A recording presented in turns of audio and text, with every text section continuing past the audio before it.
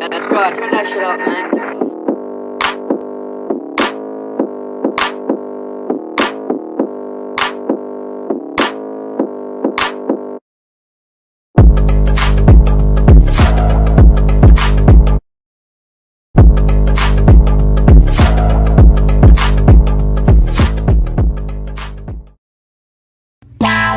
Draft Dr. Phil and the smartest man. Keeping it 100. Keepin' It 100. Chicago's trading up. 100. Yes! What? Here it is! Just reported. There's no competition. Keepin' It 100. The people drop off, but we still keep rocking. I know we need to run the ball more. I'm not an idiot. Keepin' It 100. Keeping it 100.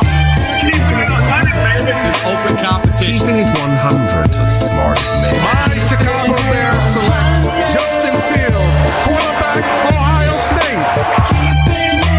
Guess who's back? The two dudes that kept it real. The dynamic duo that you love, the smartest man and Dr. Phil. Breaking down the film, never a problem, kick it straight. Most shows focus on stats, we focus on the tape. We keeping it 100, never running east or west. We coming with that truth, cause that's what our fans expect. Cut off the freaking anchor, moving forward to be free. But don't you worry, Shayne's got the dumbest tweets. It ain't no secret, Phil and Shayne got some haters. But now they're moused up like the true and now and laters. Debaters, frauds get kicked like Coach Tabor. Cuts had to be made, we added a barber moderator.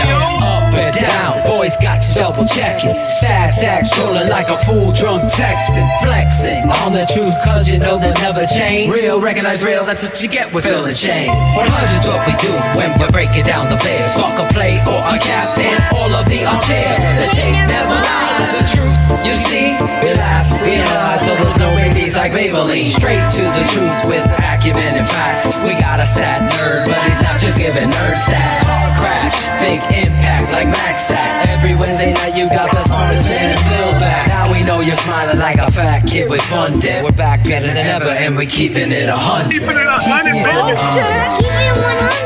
Draft Dr. Phil and the smartest Keeping it man. 100.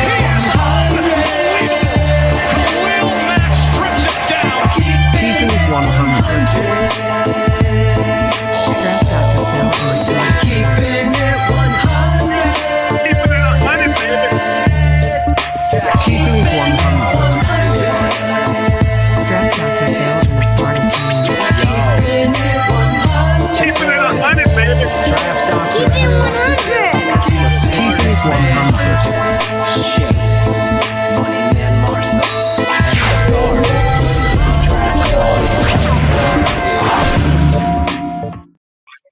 You're watching Larry Bourne, offensive tackle for the Chicago Bears, and you're keeping it 100. My boys Phil and Shayne. Dig. Yeah. That's right, ladies and gentlemen. The following show is for mature audiences only. Tri-City Sports.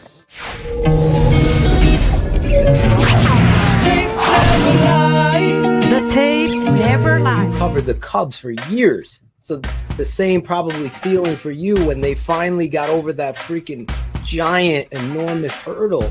For me, this has felt like 180 years of just, joked on and pissed on and embarrassed. And the North and even Detroit fans who've been rebuilding since 1952 are talking shit. But here we are. As Adam Rank said, What the fuck? Listen. Dallas probably with the best quarterback in the division right now because Aaron's about to be bounced. He's bouncing.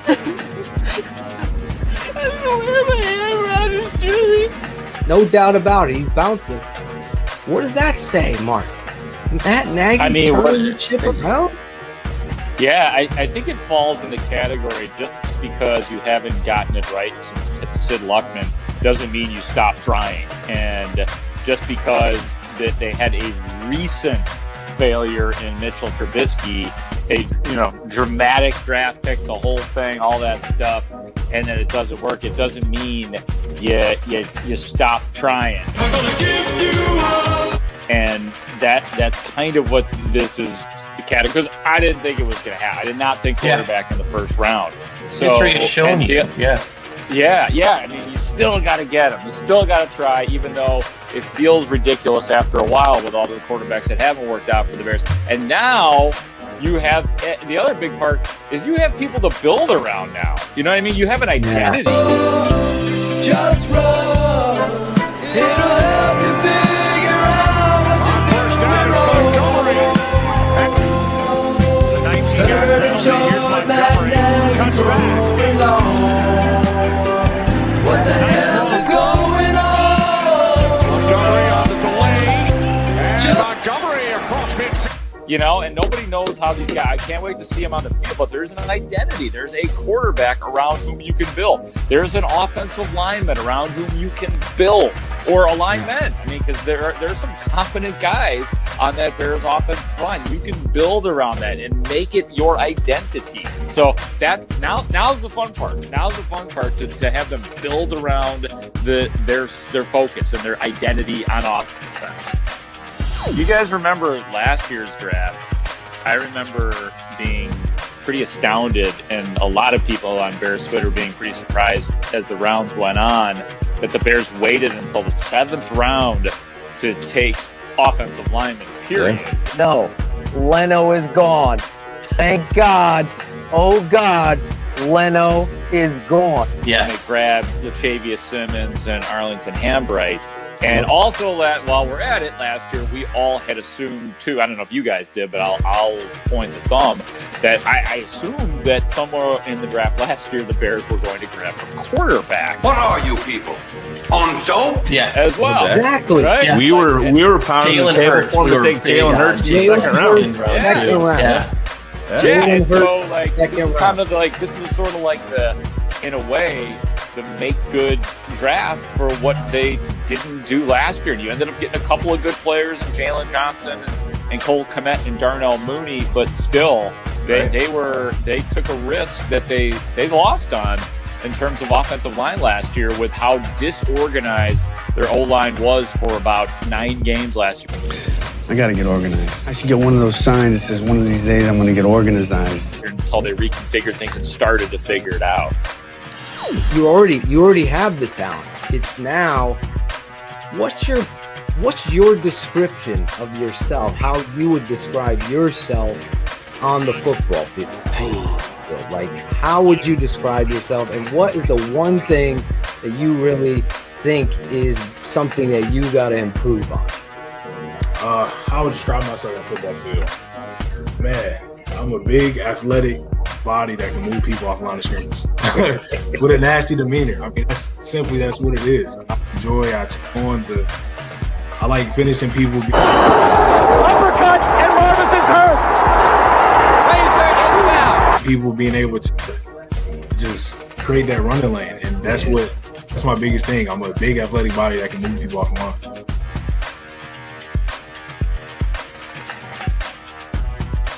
Now, what's your biggest weakness in your mind that you got to improve on? Biggest weakness in my mind.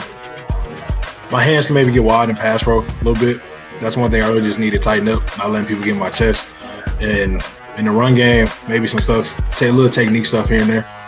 Look at you. Talk about your mom, because I know your mom has a lot of influence in your story. Right. In your football story. What does she mean to you and how you went on to play college ball? Man, she means everything to me. I've watched her since I was young, work 7 days a week in a restaurant. I mean, for 20 some odd years, she's taught me everything that I learned about working hard, doing more than she opened in the morning. So it was like she was there 6 o'clock in the morning before everyone, making coffee. It's crazy just to think about and look back on, like, man, like she was really doing it. And she just taught me everything I learned, really. And through the whole process, she took me to every camp, every school to do a visit. It was literally her by herself. And I mean, to be able to have this moment, it's crazy.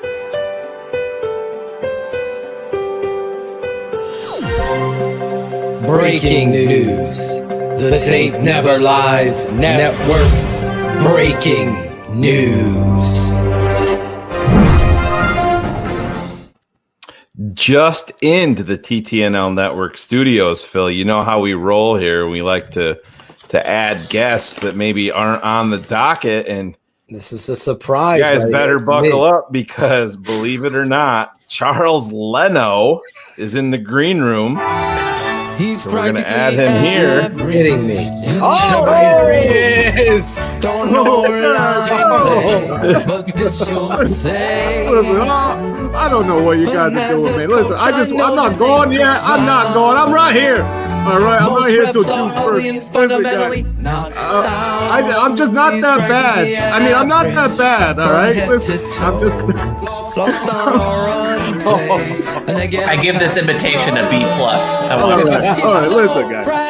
Listen, I just want to say thank you to all you guys for all the support and the criticism. It made me a better person, a better player, and you know, I'm gonna be good, and you're gonna regret when I leave. You earn, you do not earn. The tape never lies, is honestly kind. Using your nurse stats, don't know offensive line.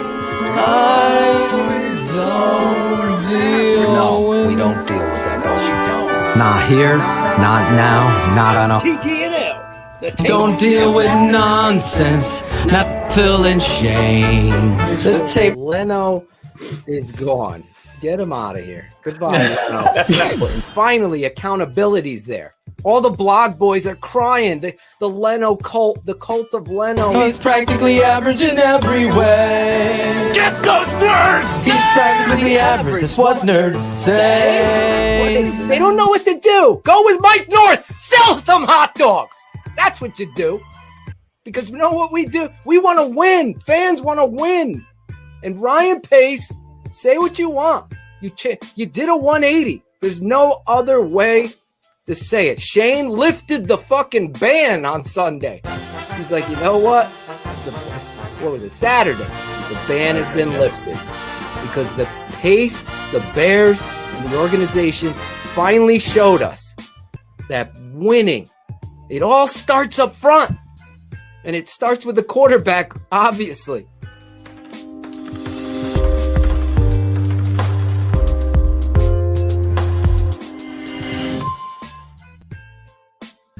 Yo, this is Claudio the Barber, and this is Shy City Sports, Keepin It 100. The schedule is out, and guess what? We got another first week win against Stafford coming our way. So we got another great show for you tonight. We got former Bears defensive tackle Chris Zorich is coming on the show. And then we got the man, the Cat Man from ESPN 1000 and NBC Sports, friend of the show, David Kaplan. So let's bring on the boys. Shayne, just a dude from New York, Marsaw. What's up, bro? What's up, Claude? Dr. Phil. What's going on? Oh, here we go. Let's switch. Dude, I'm fired Here up we for go. this season. Keeping it 100. We're back, baby. Leno is gone. Oh, God. Give me Don't a tackle piss or people give off, them Phil. I mean, I'm from New York. So I know I'm a fucking outsider. That's what people say. Yeah, want to you don't know the Bears. How do you know the Bears? You're from New York. So that's why I say take the Bears and shove it right up your fucking ass. That's what I have to say. I don't know what Jackal's doing. he pops on like a fucking what's that? Fucking Friday the 13th. All of a sudden he's in the fucking window.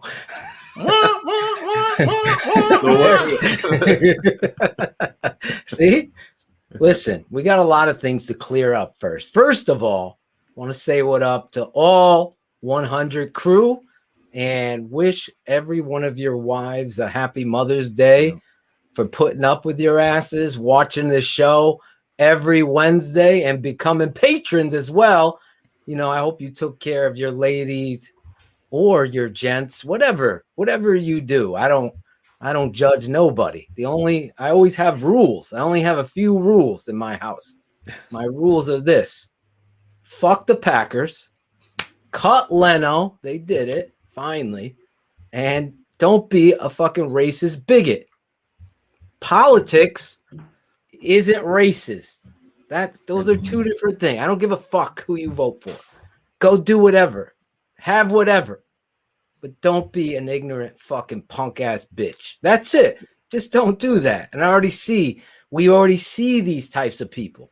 We already see the truth. The truth. This is what this network is. I don't do this. Shayne, put up that. I wanted to address this bullshit ass. I'm an analyst because this is an analyst. An analyst, hold on one second. Put it down for a second. Analyst takes the tape or watches the game, as BHL will be back as we talk about the schedule tonight. And we got Chris Zorich and the Catman. But I want to explain something to the millennials and newbies and whoever.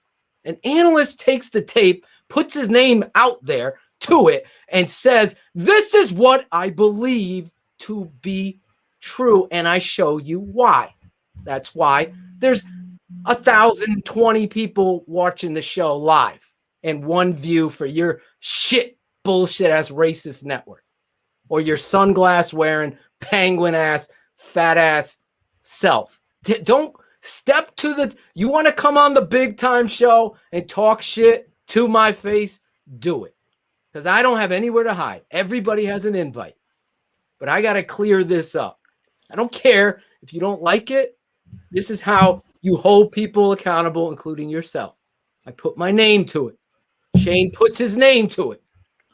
I don't give a fuck if you're from Hawaii, the Dominican Republic, or Gustavo in the Philippines. He's still a fucking Bear fan to the core. I don't judge where he's from. Doesn't give. I'm from Chicago. I love them more. Shut the fuck up. That's ridiculous. That's the dumbest shit ever. It ain't where you're from. It's where you're going. Always. And don't ever disrespect anybody based on their fandom. You could fan however you want. We just have a rule here. We're trying to get away from 85. Duh, Bears. And that shot, if you look at the history of duh, Bears, it's a shot at Polish people in Chicago. It's taking a shot of ignorance at them. It makes them look dumb. Duh, Bear. It was a joke. We're trying to get past that. So go the Bears. Just like we got a new quarterback from the Ohio State University, now the Chicago Bears. So I'm mushing all of my thoughts into one ball of anger, fire, and passion. Because that's how I live my life, passionately. Last point. Analyst to this. This is somebody that's a fraud. This is blog. This is where they could write whatever they want on Tuesday and change it next week. And no one cares except this network. So look, he's taking a shot. Where's the other one? Oh, collaboration. I guess all of you taking shots at their collaboration. He says, well, what happened now? We got Justin Fields. Here's the reality down below of what he was saying in December, the Bears blog. I would take the shot on Trey Lance before Fields. I put this on my story because I get so tired of no accountability. I get held accountable. I mess up. I'll fucking own my shit. Fields is going to bury. Got to yell it. This is what I would do in my locker room, right, Claudio? I would. Yeah. Fields is going to bury a franchise. I think he stinks. What's he saying today? The fucking opposite, talking down to you. That's the fucking reality. That's the reality. Don't flip-flop. Everyone has a right to change their mind. You're a fan. You have it. Don't get it twisted when you're typing your little fucking narrative to me in the comments. Don't get it twisted. But I had to get this off my chest because it's people like that go and talk down to the fans. When you guys get it twisted that Shayne and I are talking down to anybody, we're actually confronting. We're actually making Hallis Hall change. It's documented. They listen. They watch. Patron 222. What up? They've done shit that we've said here. You, as a fan, know that. You haters hate it. So when I release my Justin Fields analysis and tape breakdown, I don't say, well, you know what? I had Justin Fields over Mac Jones the whole time. Never, ever will come out of my mouth. Ever. Because I stand by my truth and my assessment. That's what an analyst does. Matt Miller's on ESPN making millions doing this same shit. Flip-flopping. I'm listening to Greeny today on ESPN, Shayne. I had to call Shayne. I'm like, this motherfucker's making millions of dollars, and he's talking about Justin Fields will get hurt. He'll get hurt if he starts opening day because Aaron Donald will crush him and break him. What kind of analysis is this? What are we doing in this world today? Whatever happens, Aaron Donald ain't hurting your quarterback because he's a rookie. That ain't happening. Aaron Donald could hurt your quarterback because they're playing football. Don't get that shit. That's $1 million analysis. This is the world we live in. That's why we ask you in my rant to go tell people where we're at. Because I hold people accountable like PFF Brad and all of these other scummy guys that you want to know who's singing? That's me singing Practically Average because it's so sarcastic. He's practically average in every way. That's what the nerds say. Come on. Let's get this reality. Everybody switches to what Phil and Shayne say. Me and Shayne don't agree on everything, and we'll fucking debate here on the show. I don't get my panties in a bunch tomorrow if Cars is upset. We've let go of people because they didn't have the gumption to understand debate is healthy. But lying to your fans in analysis is not. So your analysis of this player should never change. And mine didn't. I had Justin Fields as my third best quarterback in this draft. Does that mean he's going to be the worst? No, I don't. Football's going to tell us. But that kind of stuff, thank you, Shayne, for snatching that. And you could see, I think we have another tweet, if someone could get that. The Block Boys getting me fired up tonight because here you are killing that kid. He's going to destroy a franchise. And then today you're talking to come on the show, Mr. Hughes. Come on the show. Let's talk football. This is the guy that told me there's no such thing as check with me at the line. Remember that? Oh, yeah. There's no such thing as check with me at the line. Oh, my God. This will make you feel better. Breaking news. The tape never lies. Network breaking news. So into the TTNL news desk, Philip Atoshin. We have some quarterback news in our division as Blake Bortles has signed in Green Bay to bring some quarterback stability. And why is that important? Because Green Bay has finally figured it out because they have added another playoff quarterback to their roster that has the same amount of quarterback wins in the playoffs since 2017. So they're adding some depth to that quarterback depth chart up in Green Bay. That is a very, very true statement. But see how in Shayne's fun joke there, we all know, keeping it 100, this show is, you see how a stat can be manipulated? Exactly. That's it. There it is, ladies and gentlemen. That's how you do it. And that's how these fuckers are getting their clicks.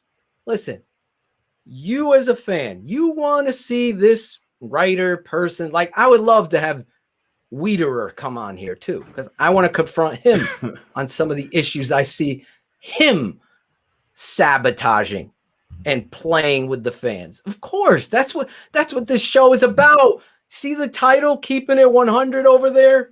It's hard to do that. It's so opposite. There you go, Claude. Right there, Keeping It 100. I had to get those things in my rant off my chest because when Ryan Cox, hashtag Spencer Strong, sends me this tweet of Jeff Hughes, a.k.a. the Bears blog, And he's flip-flopping from a stance that he took to be conveniently superior to everybody else. That's what I am.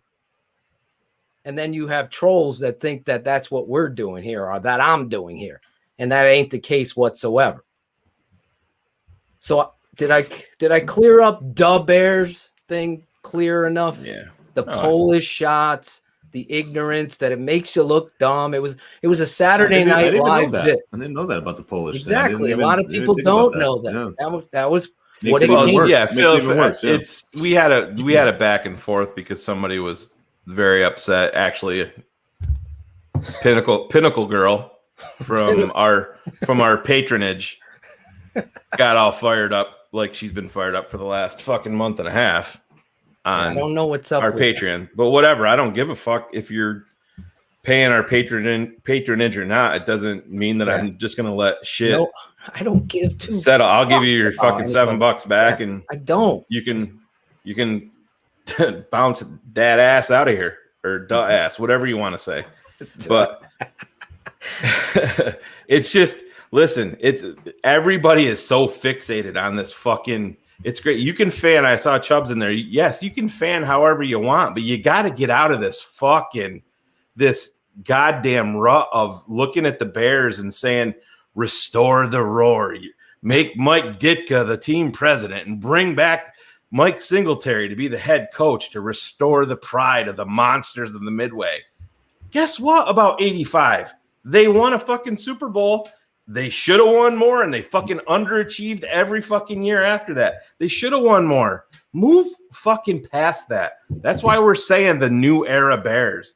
Be Bear fucking down. better. Exactly. Let's Bear go down. Bears. Bear down, exactly. Go Bears. That Just I get never past said. the fucking Bears are built around an off-the-ball linebacker. That is so. We're in 2021, and that's exact. We've never had a 4,000-yard passer. Never had a quarterback that's thrown for 30 touchdowns. And we're worried, oh, we can't trade this guy. He's a fucking middle linebacker. And we're the Bears. Get the fuck out of here.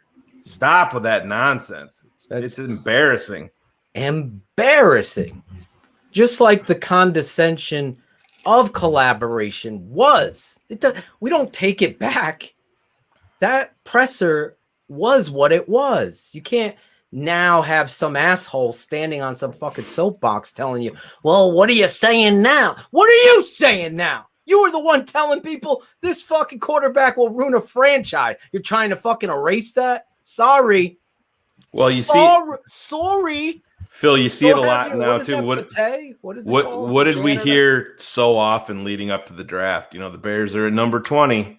There's no way. Remember, There's everyone no was telling us. There's I no forgot way. about it. Who was the ones telling you we were getting a draft? We were going to draft a quarterback. Who was telling you that? This network. No one else. Every fucking thing. Everything.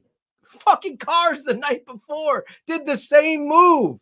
Every 100 crew that goes out of their way. I said, you DM me something positive, I'm sharing it on my story. Because people think I'm blowing smoke. No fucking way. This is exactly, Andy, I don't give a fuck how you felt when you were a kid in 1985. Exactly. I don't. I felt the same way. I was from New York. It doesn't, in fact, it could be even superior because you know what? In all conceptual of this, Andy, I didn't have camouflage with every Bears fan that walked down the street. I was the one Bears fan in my fucking hood. So every time they lost, I had the tears in my eyes. I had the dirt bombs thrown at me from behind. I had the snowballs. I had what happened to the Bears. You know, right. I live with that. So my life is harder than yours. That's not how this works. I've never done that in my life. Right. I never even told you that. That was another one of the thing that Pinnacle Girl, when she said to me, you know, that's the worst take. Calling me an outsider, so I don't know. And because we were talking about the Bears potentially moving to Arlington Heights, and she took offense to that because, you know, you're not from here, so you don't know. And I'm a season ticket holder and all of this nonsense. She's like, that's how we do it in Chi-Town. Well, guess what, Pinnacle Girl? Nobody from Chicago calls it Chi-Town. Sorry to burst your fucking bubble. So the fuck out of here. I don't even care if they do call it Chi-Town. Me either, Who but I'm the just fuck saying, cares? You know what I I'm don't saying? give a shit. What we want, we have people from all over the world that are Bears fans. And all over the world listening to this show specifically.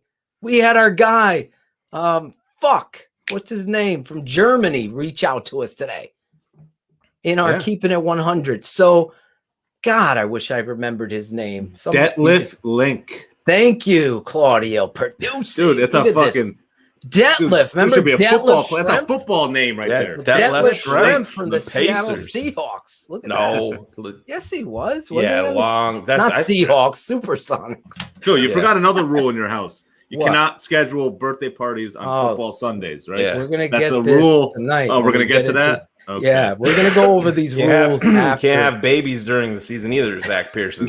Yes, that's not allowed. If it's out of your control with the babies, don't have your fucking baby shower 12 o'clock on a Sunday when the Bears are like. Look at your schedule. Have communication with your wife. Fucking Tooch is at Marvel movies while we're watching football.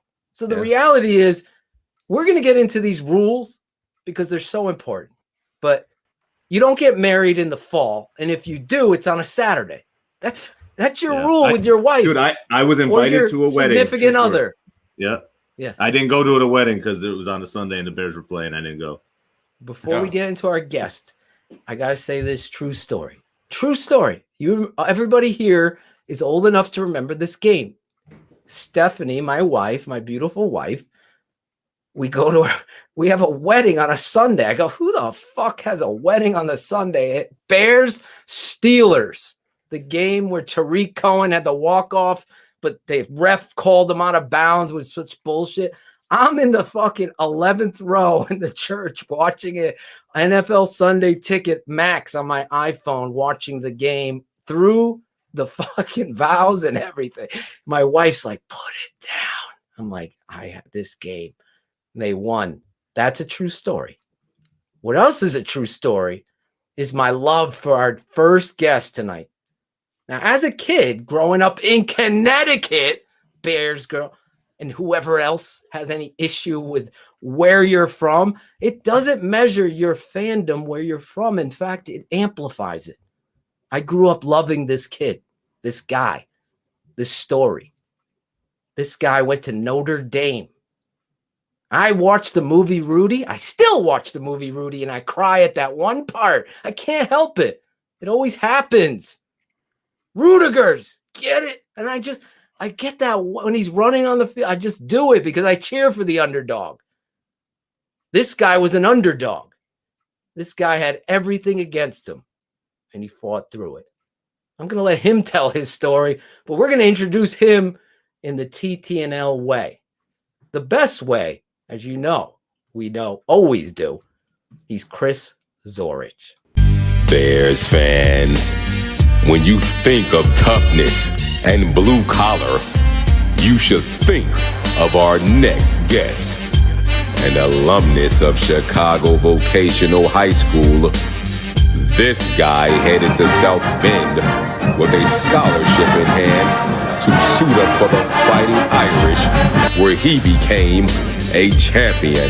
After college, he didn't have to move very far, as his hometown Chicago Bears made him the 49th overall pick in the 1991 NFL Draft. Bears fans, TTNL fans, get out your seats and give it up for former Chicago Bears defensive lineman, he's Chris Zorich.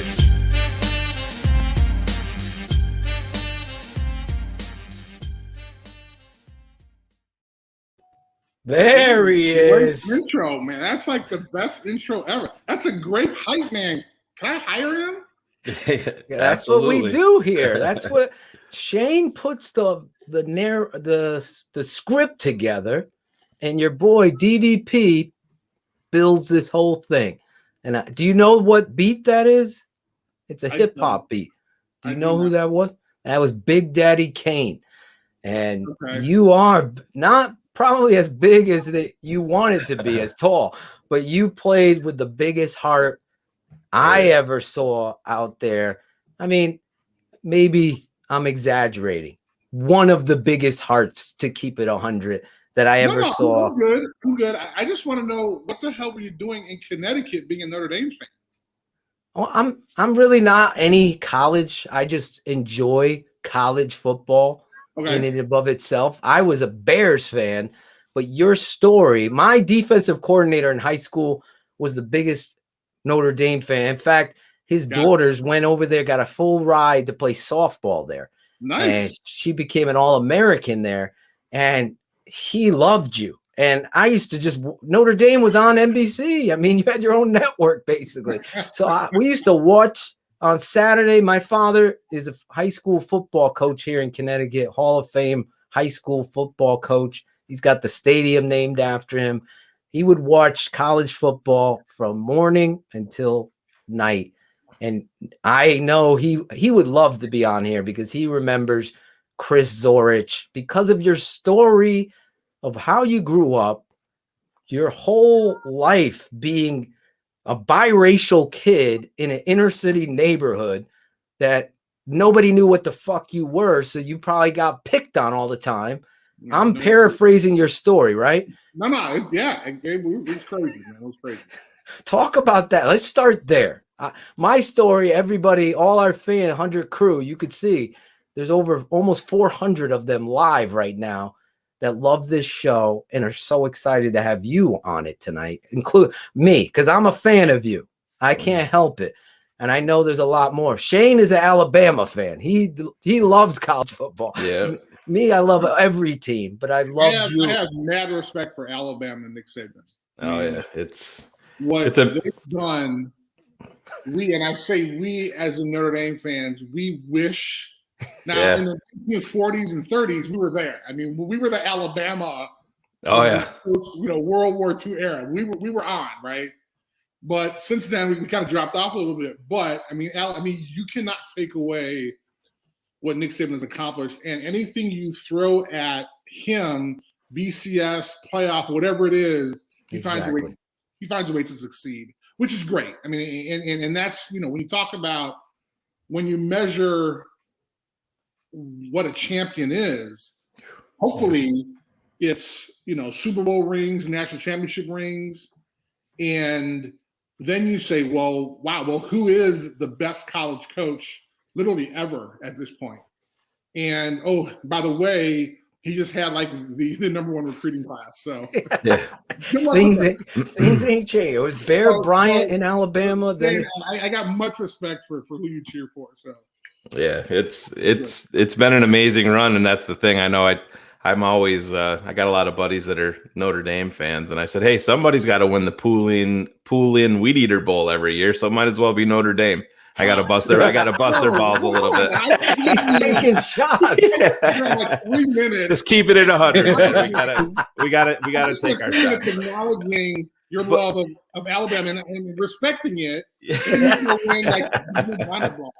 But Chris, let me ask you about Notre Dame, because Brian Kelly, do you think that he's the right guy to get them to the next level, to get them where they need to be? Because as an outsider, as not a Notre Dame guy, I don't know. I think he's a good coach. I don't think he's the guy that's going to get them where they need to be and where they want to be. All right. So let me flip it. So I have my own podcast. And by the way, you guys have great graphics. I use StreamYard as well. Yep. I haven't perfected the overlay yet, but I do have the ticker that goes across the bottom and stuff like that. So I'm getting to where you guys are. We're going to help you. What's the name of your podcast? After this is really high tech. It's called the Zorich Podcast. There you go. Hey, guys, 100 crew, make sure you go. It's on YouTube. It's everywhere. It's Spotify, Apple, everywhere. It's actually pretty cool because I concentrate on folks from Notre Dame. Yep. And the majority are athletes, but we have also business leaders as well. So nice. We're actually going to have tomorrow. We're going to have the former CEO of Sprint. His name is Dan Hesse. So, but now he's with T-Mobile. What's going on? The ND pedigree that we have. I'm not sure how many CEOs are from Alabama, but that's just here we go. That's right. They're all in the NFL. They can buy the buildings, Chris. They can buy the buildings. They don't need to run them. They'll just buy them. Wow. This is great. This is what Keeping It 100 is. Nice. If you're just tuning in, we got Chris Zorich, former Notre Dame Golden Domer and Chicago Bear. One of my favorite players, Keeping 100 right there. I just as a kid watching you play, but let's go back real quick. I don't think he answered the Brian Kelly. Do you want to answer that, Chris, or you don't want? Well, I had your question first, and then I kind of went on the Alabama. Yeah, you went on the Alabama thing. Answer Coach Kelly. Is he the right guy? Answer his question. Then I'll go back.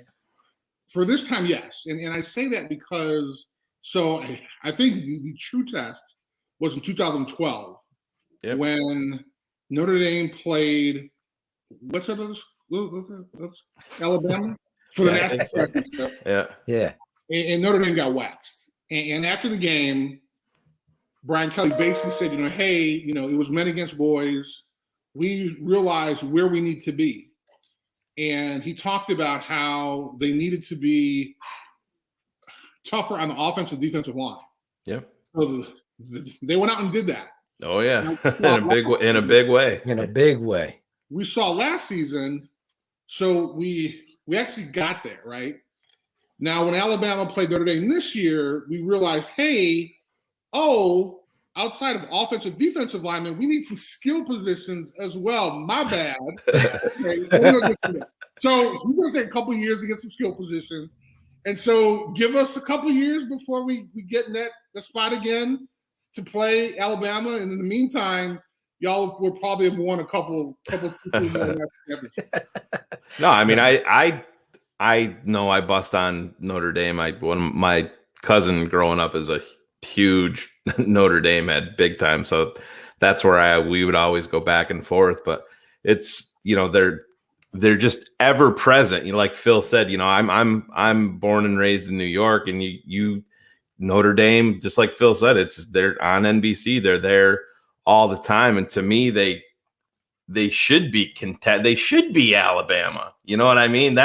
It's Notre Dame. And that's why I always thought to myself that it's just that there's something there that needs to take them to the next level. But like you said, you do see it, and it's very, very noticeable. When you're playing against Navy and then you're playing against Alabama, there's a big difference in the talent level when you're talking about with the skill positions, and they do have the offensive line factory going on for them. That's for sure. But here's the issue. It's that, and at the end of the day, we're talking about the admissions requirements for huge. And although we had success way back when with folks like me, come from a public school, I was on academic probation my freshman year. It was hard. I mean, I had to buckle down. It was tough. Me too. First year, 4 years. Went back. I got a law degree. I mean, so the idea that we take, and I don't want to sound arrogant now, we take a special player. Okay. Yeah. So with that being said, the understanding of what success is, you look at what Jim Harbaugh did at Stanford when he had that run, right? I think the highest his team was ranked was maybe 3 or 4.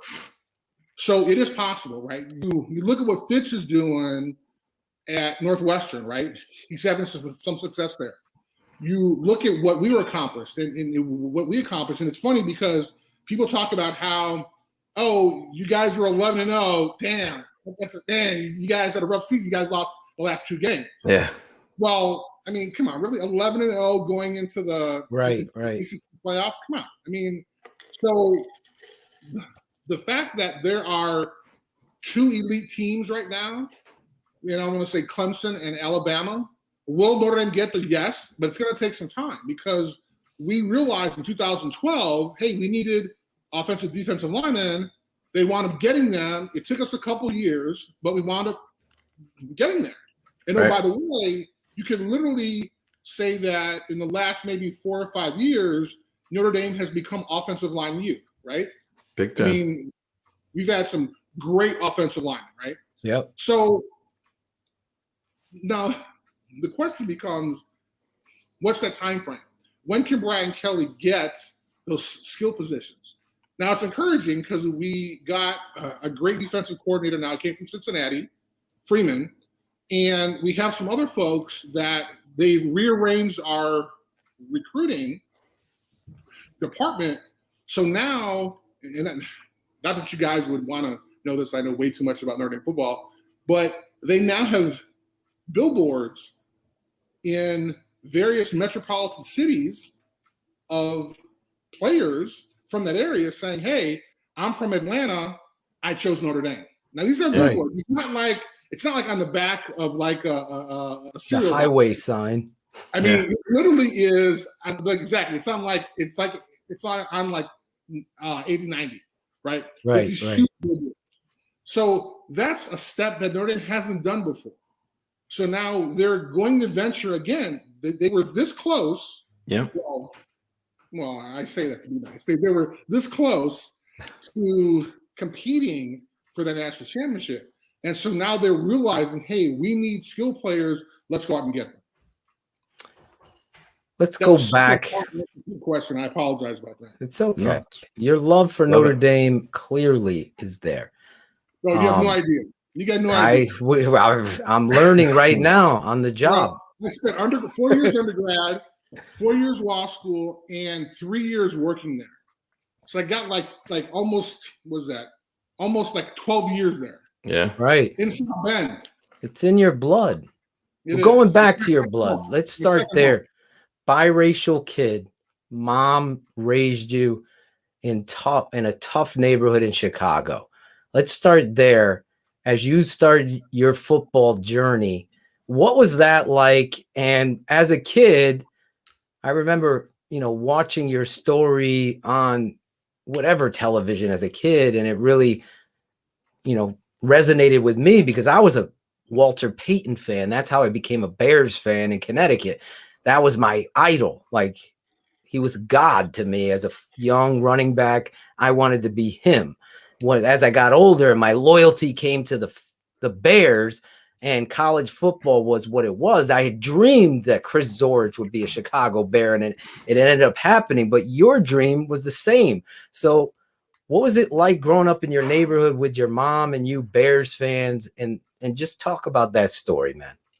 So I can kind of sum it up. There was, after my mom passed away, a reporter asked, and this was maybe 5-6 years after my mom passed. Mm-hmm. And my mom was white, my father was black, never met my father before. And we lived in basically an all-black neighborhood. And the reporter said, hey, did you ever think that your mom, being white, because you didn't have that black role model in the home, do you think she stayed in the black neighborhood to allow you to understand your culture? Now, I never thought about that. He said, I was like, no, you know what? I kind of blew it off. Right. Really went home that night and cried and was like, oh my God, Mom, is that what you did? Right? I mean, never thought about that. And really had to kind of spend some time thinking about it. Right. And realize that may exactly. I mean, it was like literally it was a bullshit question after a game or something like that. And I kind of blew it off, went home and was like, oh my God, is that what she did? And of course went to her gravesite and like literally started having a conversation with like, is that what you did? And did you really make those sacrifices? And I say that because she was mugged a lot. She got beat up. People broke into our apartment. And it's kind of a funny joke because we didn't really have shit. So when they broke in, my mom was like, yeah, they probably came in and was like, damn, somebody already hit this place. Yeah. We literally had one of those old school black and white TVs with like aluminum foil. Those little Quasar 13-inch. Yeah, I used to have one in our kitchen growing up. We had aluminum foil. I mean, we had everything in there. And it was funny because my mom bought the TV at a garage sale because it didn't have like an antenna or whatever. So we kind of rigged an antenna up there. But it had one of those old school remotes where you hear went, whoosh, whoosh, whoosh, whoosh. Oh, yeah. It was crazy. Anyway, so I say all that to say that it was really challenging growing up in the neighborhood because there weren't a lot of white people. And although the community I grew up in, they were really loving, awesome, wonderful people. I can go the list down. I can make a list of the people who I remember very vividly, their parents. I mean, they were wonderful people. Right. There was just a handful of folks who were kind of the bad element. And so I remember having to walk to school different ways because I knew there were gang members in certain areas. Also, there were a lot of drugs as well. And so growing up in that environment, I really didn't know anything else. And so I thought this was normal. And we didn't have any organized sports. We went to our local park, Russell Square Park, on the far southeast side of Chicago. We had fun there. Played basketball, football in the grass, whatever, tackling the grass, touch on the sidewalk. So it wasn't like at the high school, and I wasn't recruited by any high school teams or anything because I'd never played before. Right. And it was funny because she wouldn't let you play, right? Well, I was going to say that. I went to Chicago Vocational High School because it was a vocational school. So I was going to learn a trade, auto mechanic, sheet metal, something like that, welding, get my mom out of the neighborhood, right? Because it was kind of so rough. So my freshman year, walking through the hallway, and I was kind of a big kid, of same height, about 6'1", maybe 6'1". I'm not sure. Anyway, maybe 6'1". So the high school football coach saw me. His name is John Pataki. Big 300-pound white dude at this all-black high school, Chicago Vocational at the time. And he's like, "What's your name?" I said, "Well, my name's Chris." He's like, "Do you go here?" I said, "Yes." He's like, "Why don't I know you?" I'm like, "What do you mean?" He's like, "You're the biggest kid in the school, and why don't I know you? I'm the football coach." I'm like, "Oh, really?" He said, "Yeah, why don't you come down to the basement?" Because that's where his office was. So go down there. He's like, "I want you to play for me." He gave me a permission slip. Have your parents sign this. Be good to go. Great. Went home that evening. "Hey, Mom, can I play football?" She was like, "Absolutely not. There's no way you're going to play." And I'm like, "Why not?" She's like, "I don't want my little baby getting hurt." Mom, I'm like, "What are you talking about?" She's like, "There's no way." So when we went to school the next day, coach was like, "Hey, where's my permission slip?" I was like, she wouldn't let me play. It was like, "What do you mean she's not going to let you play?" And I said the exact same words. She doesn't want her little baby getting hurt. So you can think about what he called me, right? He was like, he just went off. Right? So, but it was cool because I had a lot of friends who were on that freshman team. So I hung out with them. And I was determined to play. So did not play my freshman year. Next year, I asked the coach for a permission slip, and he kind of threw it at me like, "Yeah, whatever." Went and begged my mom again. She said, "Absolutely not." On the way to school, on the 87th Street bus, on the way to school that morning, I forged my mom's signature. Oh, boy. Gave it to my coach. Oh, shit. I never heard this story. He was ecstatic. He was like, "Oh, my God, this is great." So started playing my sophomore year on, and wasn't until about midway through the season, we didn't have, again, a public school, we didn't have, a laundry, we didn't have managers or anything like that. So you can imagine how bad our uniforms smelled, our practice uniforms, right? So one day I brought it home, not even thinking. I know I've been lying to my mom, but she was asking me why you come home so late. I said I'm involved in extracurricular activities. So not theoretically, not lying. So brought him home and put him next to our washing machine. And we had one of those old school washing machines where it had the wringer on the side. So there was a spinner, there wasn't a dryer. It spun all the water out, and then you had to feed the clothes through the wringer, and then you had to hang them up on clothespins in the courtyard in their apartment, right? Mm-hmm. So brought him there. She was like, "What is this?" I was like, "Oh, man." So we had a long talk. She started crying. I started crying. She's like, "You've been lying to me." And I told her that, hey, I was involved in some positive things. I mean, there were guys, men being my high school football coach, and my peers who were doing really positive things. And I wanted to be around them. And so she allowed me to actually play. But it wasn't until the last game my senior year that she actually came. And one of my high school teachers and my football coach dragged her to the game. She watched the whole game with her hands over her face. Not my baby. Right, exactly. Seriously. At this point, I had already accepted a scholarship to Notre Dame, right? And so after the game, she was like, "Oh, you're pretty good." And I'm like, "Damn, really? I mean, really, Mom?" It's scholarship to Notre Dame, so it's kind of fun. Next week, she had the fucking cowbell out there. Right. So, Chris, I want to bounce forward because we're a little bit removed from the NFL draft this year, and I look at your story and your history, South Side of Chicago, go to Notre Dame, so we know that. But take me back to the draft process for you. Were you in contact with the Chicago Bears a lot leading up to it? And then take me to your draft day when you become a Chicago Bear. You must have been going crazy. I mean, for that to unfold that way. So I'm really excited to hear this story. Sure. So I had a great junior year, and folks were like, "Hey, are you going to come out?" And I was like, "What do you mean come out? Like, what are you talking about? Are you going to go into the draft?" And I was like, I had another year of school left. Yeah. No way. Because I mean, that was literally my mission was to graduate so I can obviously make my mom proud. And I mean, there was never a conversation with my mom about, "Hey, let me leave early to go into the pros." I mean, I was 20 years old. Are you kidding me? I mean, I was still a baby, you know? So, but it was interesting because there were people that I played against who were drafted, and I was like, well, damn, if that guy went, I could definitely go, you know, what the heck?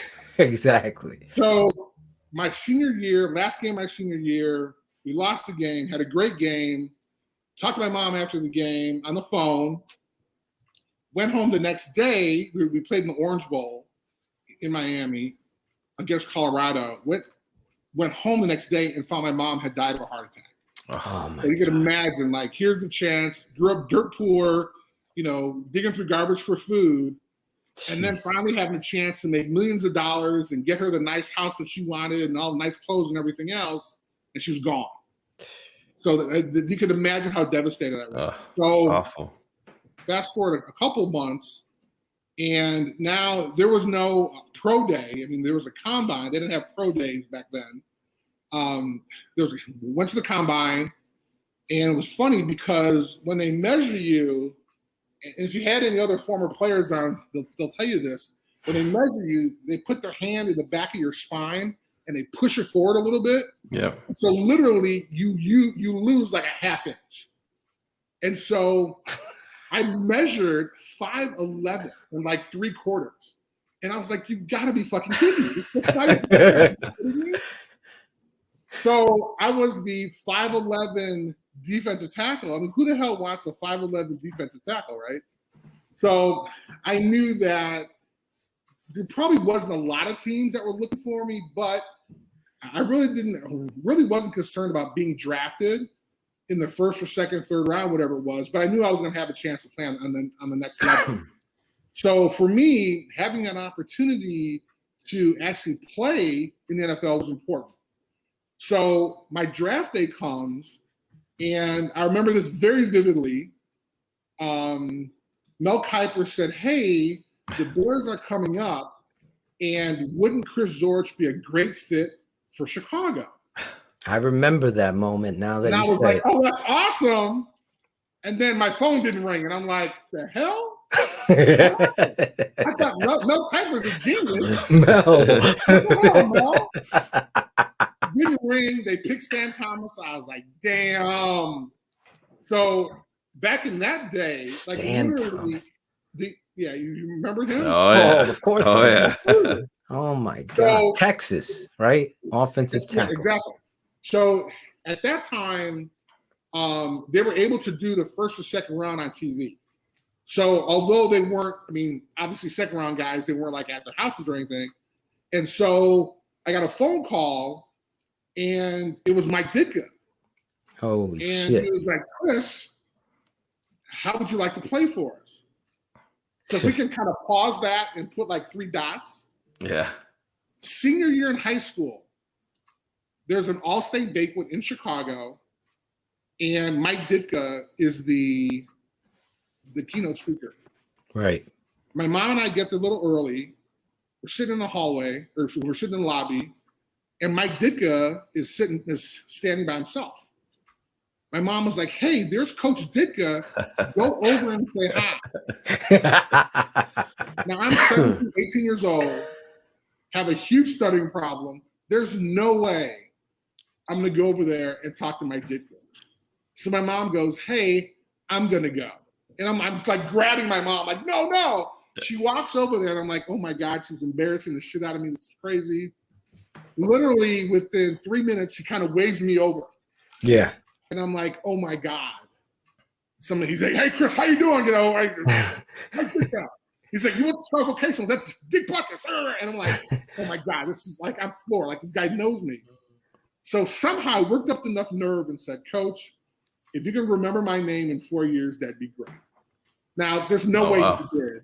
However, fast forward to 4 years later. Yeah. Second round. Like, Chris, how would you like to be a Chicago Bear? And I was like, oh my God. I was like, sir, I would pay you guys to play. He was like, all right, Chris, great. You know, here's so-and-so. Talk to him. We're good. We're going to draft you. And I was like, wow. And then they drafted me. And I like literally, it was like one of the most unbelievable experiences of my life. I can only imagine you in this picture here. There's your mom. You could just see the energy of pride and love she has for you in that picture. In that moment, I only could see her looking down on you. You looking. I'm sure you had that fucking conversation with her. Story. Yeah. Can I tell you guys a funny story about that? Of course. So my mom was like, look, this is your time. I don't need to be in this. So that picture actually came from Sports Illustrated. Yeah. And she was like, look, I don't need to be in there. I'm like, Mom, are you kidding me? You're the reason why I'm doing this. She's like, no, that's fine. So she's beyond humble, right? I mean, she's just beyond humble. Right. During the recruiting process, she would not allow any coaches to come over to the house because we had roaches and mice. Oh, wow. And she was embarrassed that if the coach would come over, then like a mice would like run across their feet or something like that, or they'd see a roach or something like that. But the funny thing was, Lou Holtz was like, hey, you know, we want you to come. Do you want me to come over and talk to your mom? And I'm like, now imagine that, right? So imagine that in this time, right? Yeah. Where kids are changing hats, changing T-shirts, and got all these reveals and everything else. Yeah, you couldn't set up the Zoom meeting for Coach Holtz. Do you honestly think that, and I'm not sure, I may have been one of the only kids in my class that never had Coach Holtz come to their house or to their apartment, right? Yeah. I mean, so it's so funny how kind of things are so different. Like, and I'm sure he was like, really, you don't want me to come? Are you sure you're going to come to Notre Dame? Are you sure about that? Well, stay at Holtz for a second, because I remember this story.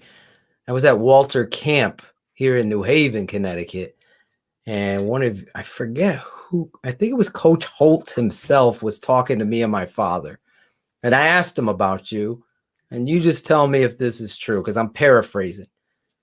He's like, I got to tell you something about Chris Zorich. He's like, I forget what year. I think you were a sophomore. He's talking about you weren't playing. That's all I remember. This is the story about Chris Zorich that you need to know, Philip. He says he wasn't even playing.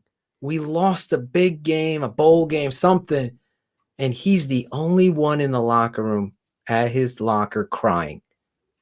That My dad looked at me and he said, that's a football player. And Lou Holtz knew my dad because he coached at UConn.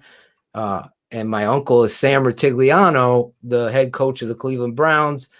And we had this moment bonding over you. And now, full circle, 36 years later, here we are, because that was that moment that my father was teaching me through your story. And I really didn't even plan on bringing this up tonight because we don't have any script. But my wife just walked in and I'm like, boom, it hit me. Tell me the story. First of all, I want to say the Walter Camp organization is by far one of the best, greatest, and I'm not saying this because I made the Walter Camp All-Century team. Not saying that at all. Throw that plug in. Organization ever. Mm-hmm. It's the best All-American team. It should be the only one. They do things first class. I've been to New Haven literally 20 times after. We're not meeting each other. Did you go to Modern Pizza? The dinner on I think it was on Friday night. They had the huge gigantic dinner. There's every guy there, bro. By far, the best organization ever. My buddy's the president, Don Crouch, right now. Shout out to my buddy. Seriously, we're getting you back here. Have you gone to Modern Pizza when you were in New Haven? Okay, how about this? So you got to be verified. John Barbarata. John Barbarata, I know who he is. Okay. I see his face. Yes. I make it my junior and senior year. So he's my host those 2 years. So the first year I get there, I mean, I'm literally 19 years old. I got no idea, right? So I go, hey, what's up? How you doing? Well, we're talking. And he's like, hey, I'm going to take you for pizza. You think Chicago's got good pizza? I'm going to take you for pizza. Here we go. I've never had this before. First of all, white sauce. Oh, yeah, the clam pizza. Clams on a pizza. Yeah, you had the clam pizza. Bro, it was one of the best pizzas I ever had. Yeah. I'm how is it possible? I never even heard of New Haven, let alone New Haven pizza. We got a barber here, Chris. Chris. We're getting you. I don't think he needs my services, but it's all good. It's all good. We're gonna bring you because Claudio and I live 20 minutes outside New Haven. We have to set this up. Hey man, seriously. We're gonna film the whole fucking thing. So bring you to Modern Pizza. Oh my God. Okay, so again, senior year, come back, hugging everything. Hey, so that's literally the first. Yeah, you came as a junior, and I wasn't there because I was at Hofstra, and I missed you. So they had called me. I had to stay a winter break because I was doing this broadcasting class. Well, and I couldn't. Got you. See? And I wanted to meet you so bad, and you came back the next year, and I shook your hand. You had all these people pulling you out of there. It was crazy. Who was the Heisman winner that year? Ty Detmer. Ty Detmer. Ty Detmer's the. No offense to Ty Detmer. Should have been It should have been Ismail. Just saying. There he is. Look at this. Beautiful. This is Walter Camp right there. That's Walter Camp. That's what. Anyway, I talk about Walter Camp in New Haven all the time. Pizza.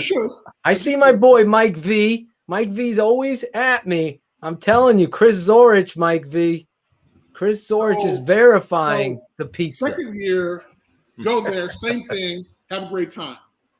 Then literally 20 years later, John Barber hooks me up and says, hey, Chris, man, we're having the 20th year anniversary of your year. Come back. I'm like, absolutely.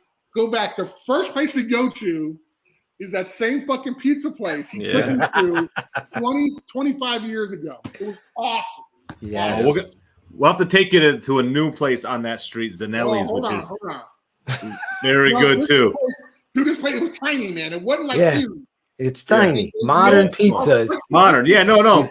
You can't even park. You got to park Oh, a certain way. Yeah, I went down. There's a Chris, whole I went down, and I used to listen to Phil for years because I'm from New York. He's like, "Oh man, you don't New Haven pizza's the best," and I'm like, okay, I just let him go with it. Well, I went down. Claudio was there you too. were there? And, you sure? yeah, I was there, Claudio.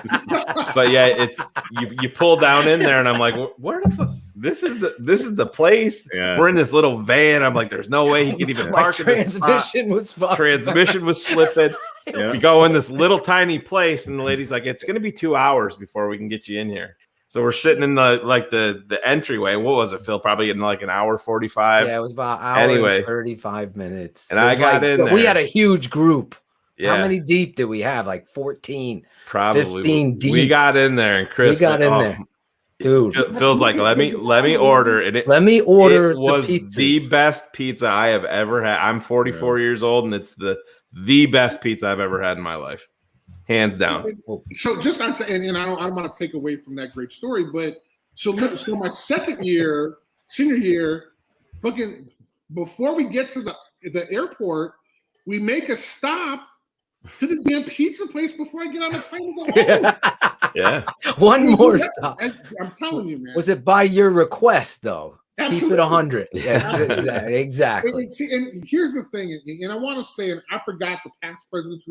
Dude, it's just, not that this is a commercial for Walter Camp, but dude, by far one of the best organizations. I've been back probably since my senior year. I've been back probably maybe 8 to 10 times. Oh, wow. It's been great, the event. And then I forgot the restaurant across the street from the hotel that we're staying. And literally it's all you can eat and drink.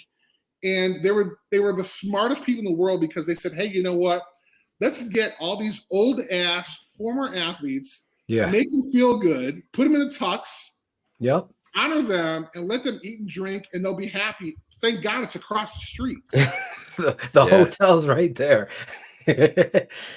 Chris, talk about this story for me. Obviously, I'm sorry. No, we got this people loving the interview because this is what it's about. There is no script. It's keeping it topics. Yes, we're gonna have to have you back again. Absolutely. We're gonna have to. Listen. People come on this show, they're afraid of us, and then they come out of here and they're family.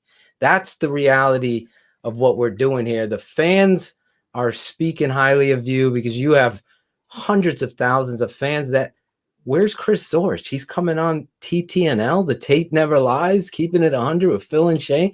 You should have seen my DMs this week. I'm so excited. Eugene, right there. Cock, right there. Coke, cock, whatever. He's Phil, I'm the biggest Zorich fan. I cannot wait he was tailgating for the goddamn show tonight just to see you interact with us. Hey, I got my cigar, I got my cocktail. Let's do this. Nice. You're good. Hey, I'm ready to tell you. Finish the story about Lou Holtz. You crying. That's what he told me. Okay, hold on. Hold on with this. So that was the problem, right? So I never heard this story, right? Never heard of it. About 10, 15 years after I'm playing, when my boys comes in, hey man, I didn't know you cried after Texas A&M beat your ass your freshman year. What are you talking about? And he's like, dude, I just read Holtz's book. You cried like a baby. And I'm like, what? And so I went and got didn't have his book. Sorry, Coach Holtz. There's a whole fucking section on it, and he talks about how, literally, after the game, the guy asked, he comes in the locker room, and my little baby ass did not play a down all year. I was on the shit squad or holding up the dummies, the scout team, whatever you want to call it. Scout team. I was the king of the scout team, right? First year. Yeah. Didn't play at all, but I practiced against, we had an All-American center, Chuck Lanza. I practiced against our offensive line, and I felt as though I didn't do my job. So that's why I was upset and unhappy, because I felt as though we lost because of me. That's how he projected it to us, too, and told us, though. I remember it like it was yesterday because, Coach Holtz has that lisp or whatever, the way he talks. So I read the book, and he's like, man, you know what? I saw him, and I realized that I don't know how we're going to get him on there, but I want him to play next year, and I'm going to surround him by a whole bunch of fire eaters just like him. Exactly. I was like, holy shit, Coach Holtz, thanks for letting me know. I mean, I don't even know this. Well, that left an impression on him. As a coach, I could speak to that. When you see that it means something, like my thing, everybody knows me from my film work on our YouTube channel, and I called out Charles Leno for his tape. Charles Leno, the guy, might be the greatest guy in the world, but he didn't have what Zorich had, that every play was played like your last play ever. And that is the separator. And that's what got you there. Your upbringing, everything like that just spoke and resonated with me because I was 5'7", 170 pounds, and I thought I was the shit. And I made it to college. I played college ball. They didn't push his neck forward, Chris. No, so he was actually that wasn't a right reading. I was listed at 5'11" or 5'10" in the program, but I was 5'7", 100%. Anyway, my next question. Let's move to Ditka, because here's this backstory. Hold on. You meet him. If I light my cigar right quick. Spark it up. Spark it up. I can ask you the question. You can still hear me. Hold on, Gary. Yeah. Gary, hey, Chris. What Gary, kind of real cigar? Quick. What kind of cigar are you smoking? We got a cigar connoisseur with a blowtorch. Smoke weed every day. Smoke weed every day. Hey, Gary Williams, it's a La Gloria Cubana Series R. There you go, Gary. Right. Gary's going to try to get Gary. I got you, Gary. Gary's going to try to get you a cigar. I already know Gary. He's the guy. We say, we hope, we have hope. And we're writing a song right now, a little teaser on our network. We're writing a song based on Gary's statement on BHL, Bears Hour Live, right after Bears games, right here on our channel. Chris, I'm inviting you right now.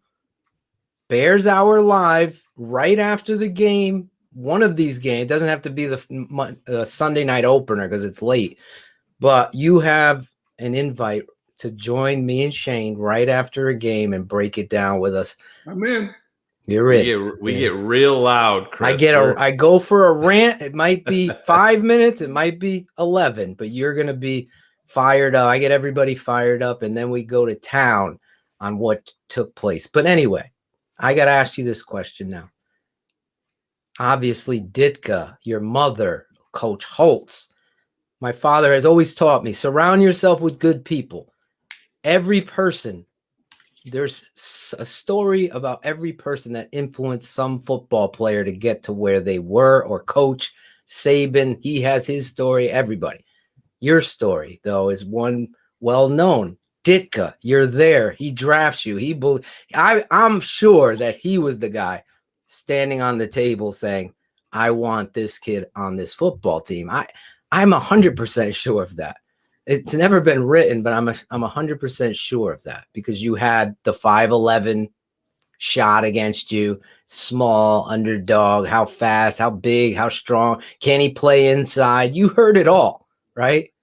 For every Chris Zorich and John Randall, there's 100 other guys that don't make it, but you made it. What was it like, though, for you that day that you found out they let the coach go? What was that day like? So it was tough because before we get into that, talked about kind of who kind of, when you talk about football, Lou Holtz, Coach Ditka, my mom, my idol growing up was Mike Singletary. Oh, wow. So I didn't know that. I wore number 50 in high school and also in college because of Mike Singletary. Wow. And the reason being, because he wrote a book called Calling the Shots. I talked to him about this. He does not remember. It was 1,000 years ago. But I was reading it, and he got overly excited during games. He almost hyperventilated. And which means he would only be good for like maybe the first 2 or 3 quarters, right? So he needed to be kind of consistently that good. So he talked about how he would get on an exercise bike for an hour after practice. Well, what does a 16-year-old kid who admires Mike Singletary do, who wears his jersey number and is amped up during games? After practice, I fucking rode a bike. I mean, literally, if he was like, drink paint thinner, it'll make you, I'm like, I'm in, let's go. Let's do it. So, needless to say, I was fortunate enough to have a chance to actually play with him. That's amazing. It was an unbelievable experience. One time we were in a game together, and my first time being in there, he calls the play. I'm in the huddle going, holy shit, I'm in the huddle with Mike Singletary. He just called the play. This is fucking unbelievable. This is amazing. I line up. The play's about to happen. All I hear is Mike Singletary yelling, Chris. I'm like, oh, shit, he's getting me pumped up. He knows the whole story about how he was my idol. He's getting me pumped up to get the play, to make the tackle. This is going to be great. He's like, Chris, I turn on like, yeah, what's up? He's like, you're in the wrong gap. You're in the wrong gap. At least you know he had your back. Exactly. He knew what the hell was going on. That was so, key. Unfortunately, I didn't play a lot during Mike Ditka because I was behind William Perry. And the Fridge, I mean, he was a great player for his size. He was quick. He was still quick at that time for his size. It wasn't until Dave Wannstedt got there right that actually flourished, because he enjoyed the smaller defensive tackles who literally were all about penetrating a gap, making plays. The linebackers hated us because in Ditka's defense, the linemen were trying to keep the linemen off of the linebackers. We had Dante Jones talking about that. Yeah. In Wannstedt's defense, it was like, go fucking make a play. Make a tackle for loss. You like that? Exactly. That's great. Chris, when I don't know how close you're following the Bears today in the situation, and if you watch the draft, but we obviously we have it covered and we're totally into it. And we when they moved up for the quarterback and then they select Justin Fields, we heard, talking about Gary Williams, you have to have hope. And that a lot of hope came with that pick, because you know how we're all Bears fans here, man. And it's that one position has been a huge part of the 102-year history of this franchise. It's sad, but at the same time, there's a lot riding on this 22-year-old kid from Ohio State now. But what was going through Chris Zorich's mind when you saw that trade up? Did you think that they were going to do it? Are you glad that they did it? And what do you think about Justin Fields as quarterback in Chicago? First of all, yes, I'm glad they did it. Secondly, was beyond excited. Shock out of my mind.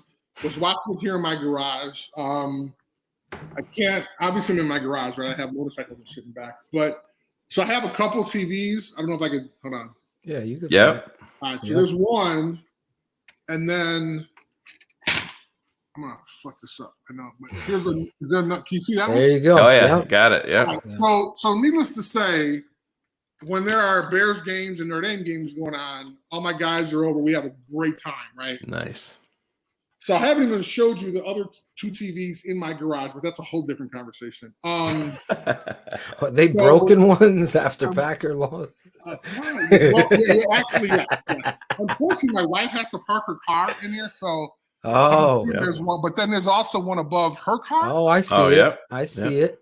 And so you're like, hey, Chris, wow, you got 3 motorcycles. Where's your car? Well, my car is outside, because why would I need to park the car in the garage when I have televisions? And that's your man space right there. Exactly. I'm in a garage too, in a studio. There you go. See? This guy right here built this studio. Chris Jackal. Say what up. This is our producer, Chris Jackal. Good evening, Mr. Zorich. How are you? Thank you very much for having me. I appreciate it. Hey, man, just love sitting back listening to the stories, man. I did have a question for you, though. You had Lou Holtz on your podcast back in February, correct? I did. Did you talk to him about that story? Because I haven't heard this, so I'm just curious if you actually chopped it up with Mr. Holtz about the recruiting trip and that whole dynamic that you were playing through, on your end with him not coming out to the house. All right, so first of all, Chris, I'm gonna give you shit for not doing your research and watching the fucking podcast. Yeah, well, I walked right into that. Keeping it 100. I appreciate that. I'm just saying, man. I fall on that sword.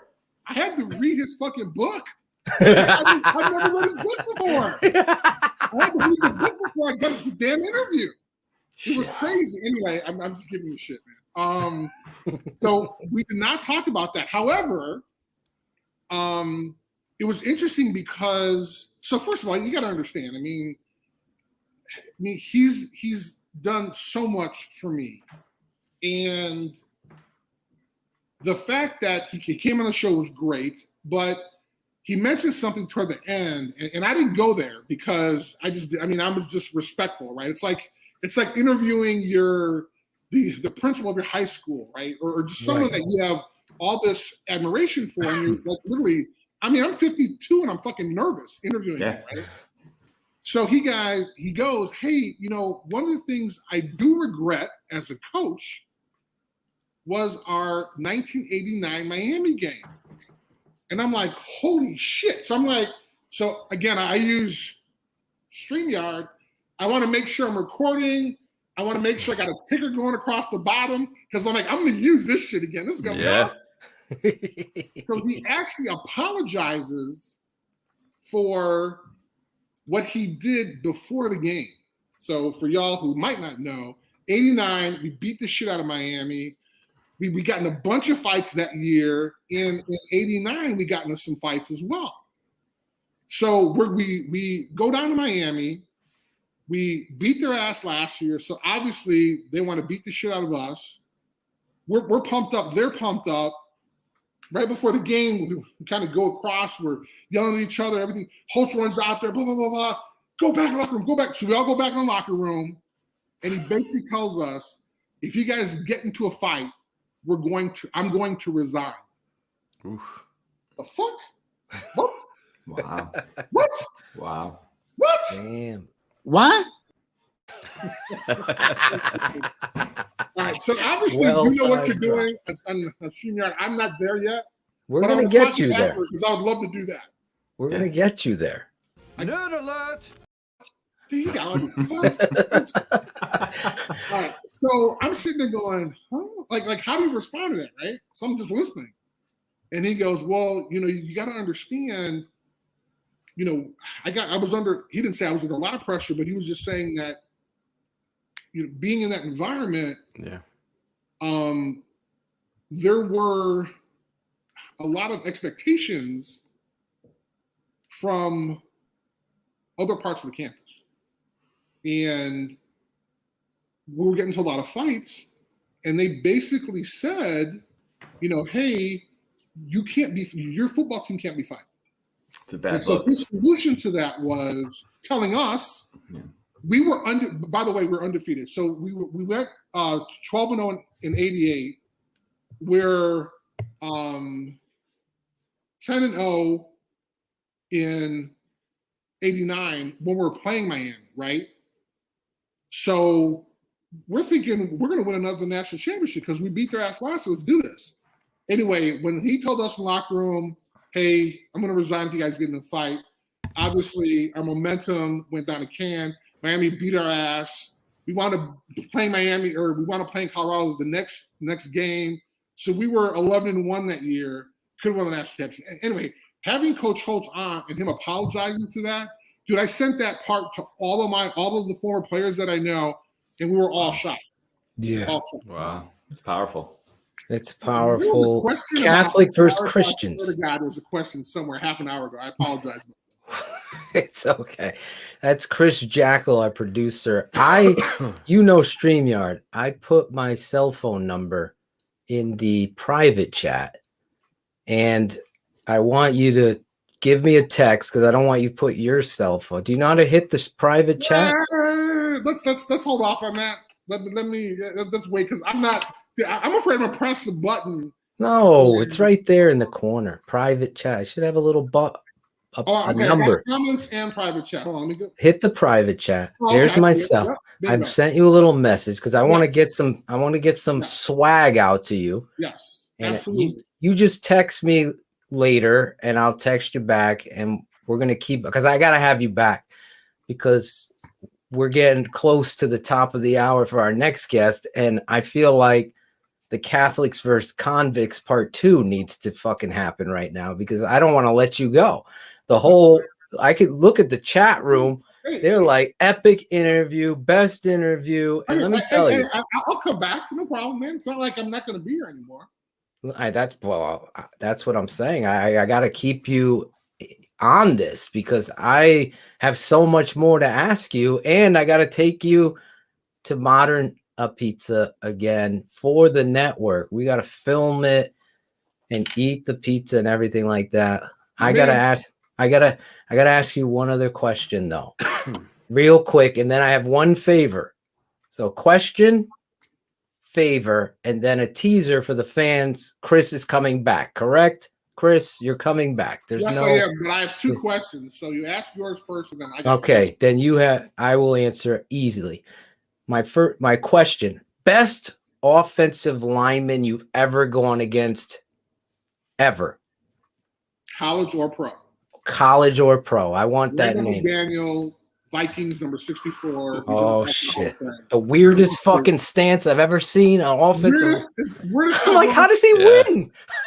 Believe me, I know. Believe me, I know. Beat my ass.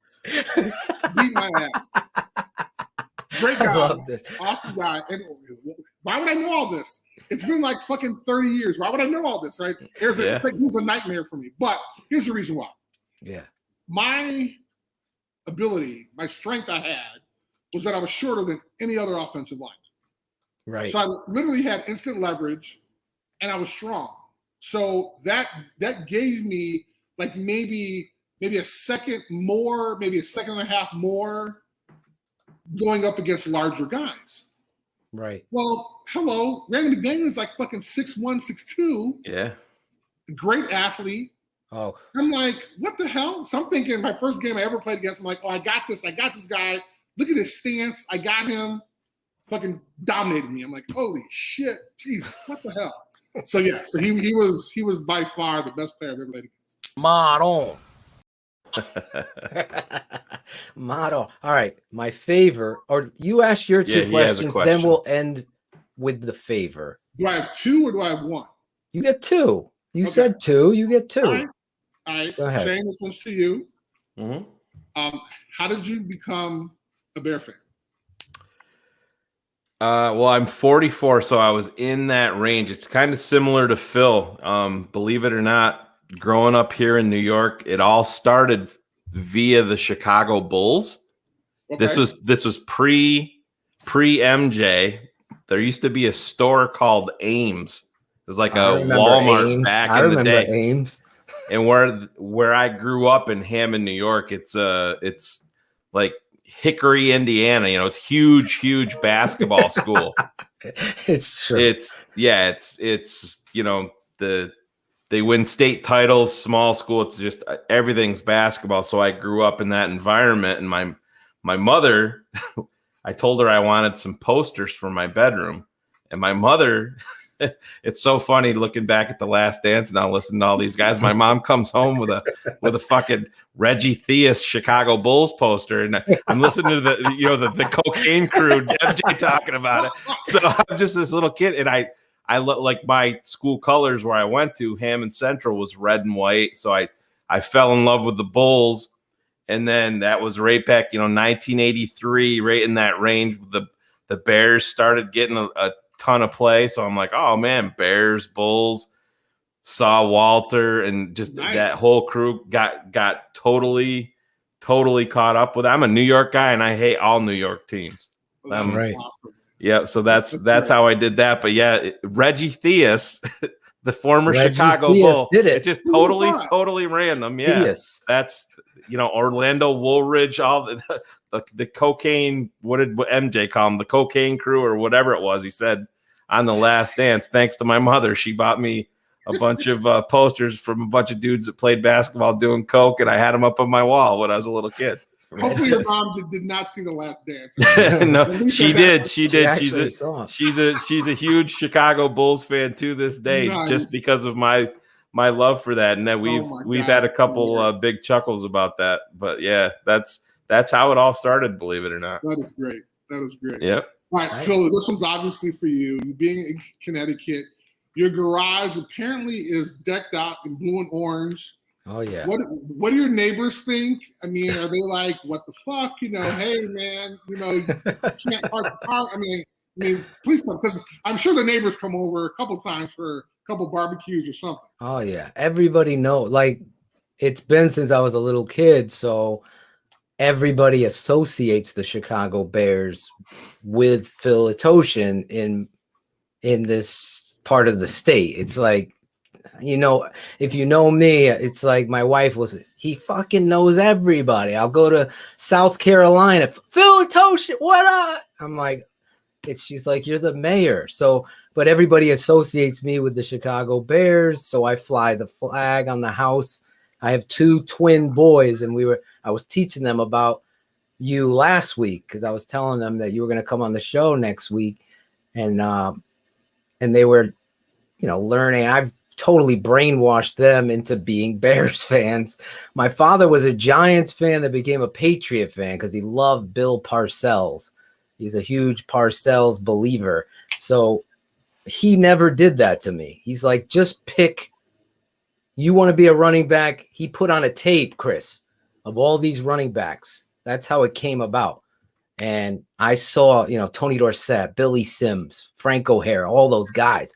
And I go, 34. He's like, that's Walter Payton for the Chicago Bears.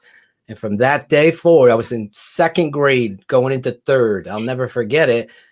I wore the Payton. We played Kill the Man with the Ball.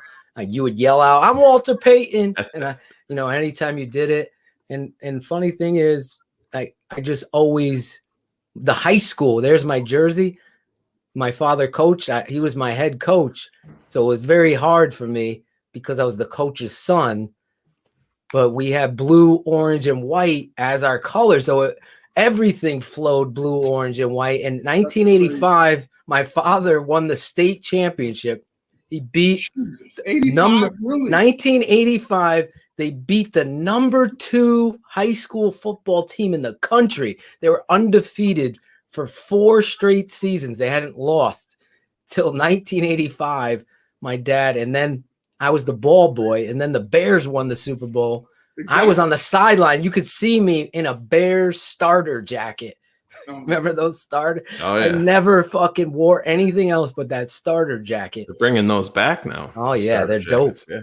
So anyway, I just fly the flag. People, there's actually a lot of Bears fans in Connecticut. That's the truth. Yeah. And Bears fans all over the world. But when you're a Bears fan, everybody will throw that across the room. I don't care where. My wife has gotten used to it. I go, I'm not addicted to shit. I'm not addicted to drugs. I don't drink. I don't really like beer. I can be honest. I could drink. Nobody's perfect, man. Nobody's perfect. I'm addicted to the football and the Chicago Bears. Give me a dark drink like Chris. I'm fine with that. I'm just not a beer drinker. She was like, okay. Little did she know, we had a Bears wedding, Chris, and you were one of the fucking tables. I swear to God, I got to find a picture. So my wife agreed to. The next time I come on, your wife has to come on because I will get her. Oh, on. He's not. I'm not. She was always. She's like, I love this. Wedding. We had a draft wedding. So. Oh my God. So the draft was the theme, but we had purple was her color, purple and white. So the Bears, each table was a Chicago Bear number by the player. So we printed them out in like 10 by 10. I forget, it was a weird number at Staples. So it was a black and white. So George Halas, table 1 or 7 rather. Walter Payton was me and my wife's table, the bride and groom's table. Chris Zorich was a table, no lie. Julius Peppers and so on. Brian Urlacher, all these guys throughout that I loved were. So she's a saint. She's a saint. She's a saint. That wouldn't happen with me, Chris. I got to show you the video, Chris. Yeah. And I thought it was for them. Right. Real quick, it was so creative because she loved creativity, and I'm a creative guy. So we did a draft. So the DJ, I wrote a whole script with the first. So we drafted our wedding party. This guy was there, Claudio. He could be the witness. He was there. I was there. I might have been on your table, Chris Zorich. Yes, I think you were sitting at Chris Zorich's table. table. I might have been. You think you were at Chris Zorich's table? Table number 97.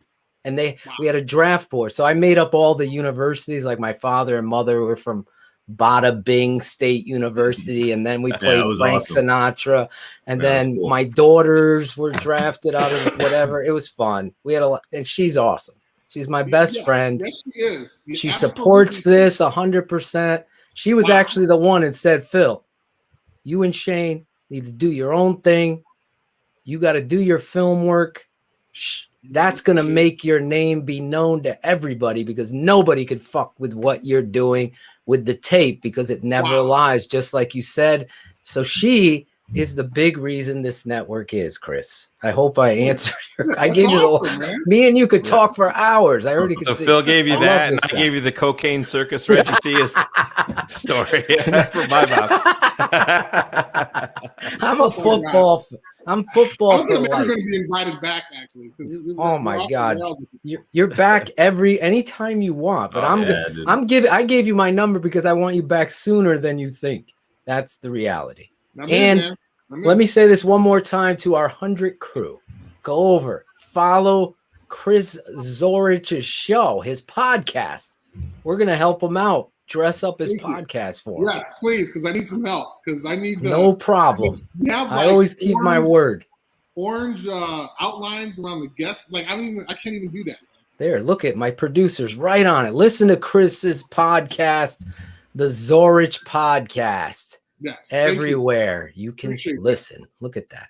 Now I have a favor from you, and that's it. Then we let you go. Okay. Until you come back.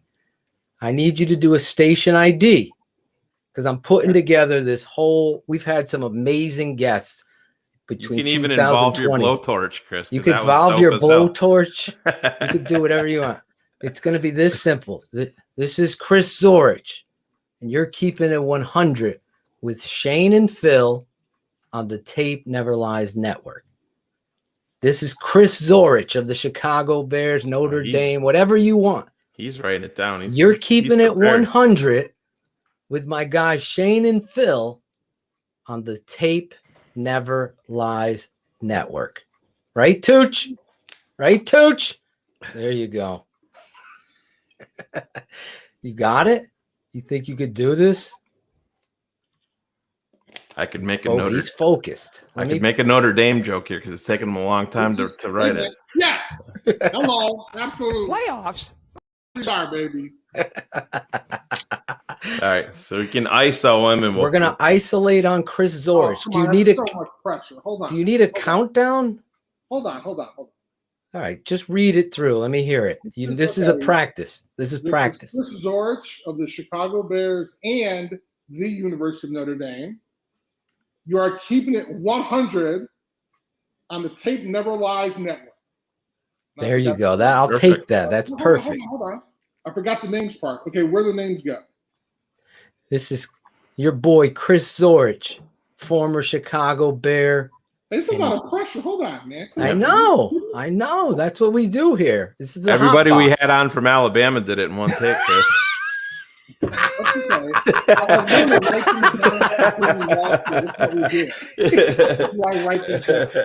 This is Chris Zorich, former Chicago Bear and the Golden Domer, or whatever you want to say, All-American. You're keeping it 100 with my boys, Phil and Shayne, on the Tape Never Lies Network. All right.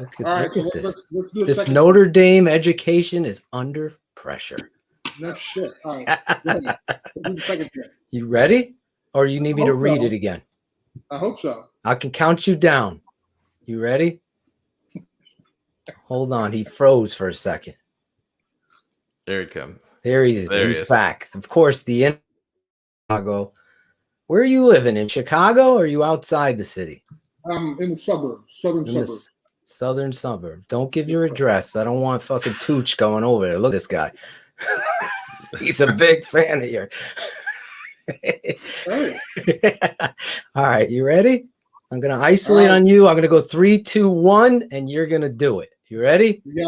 3, 2, 1. Hello, everybody. This is Chris Zorich from the Chicago Bears. You're listening to the Tape Never Lies Network. Shit. It's okay. Take 2. It took Akeem Hicks 9 takes. He has the record. That's the question. This is your boy, Chris Zorich, I got it. Chicago Bear. You do this shit every week. Come on, man. I'm sorry. So do you. You got a podcast. I'm promoting you. It's on a script. It's on a script. Yeah. I type this shit out every week. I love it. Really? You ready? No pressure. This is pressure. Where is my song pressure? That would be awesome right now if we had it queued up. No, that's way too much pressure. All right. Under pressure. 3, 2, 1. Hello, everybody. This is Chris Zorich from the Chicago Bears. You are keeping it 100 with the crew of Phil, shit, and Shayne. I've been called worse. I've been called worse. You had it. It was so dope too.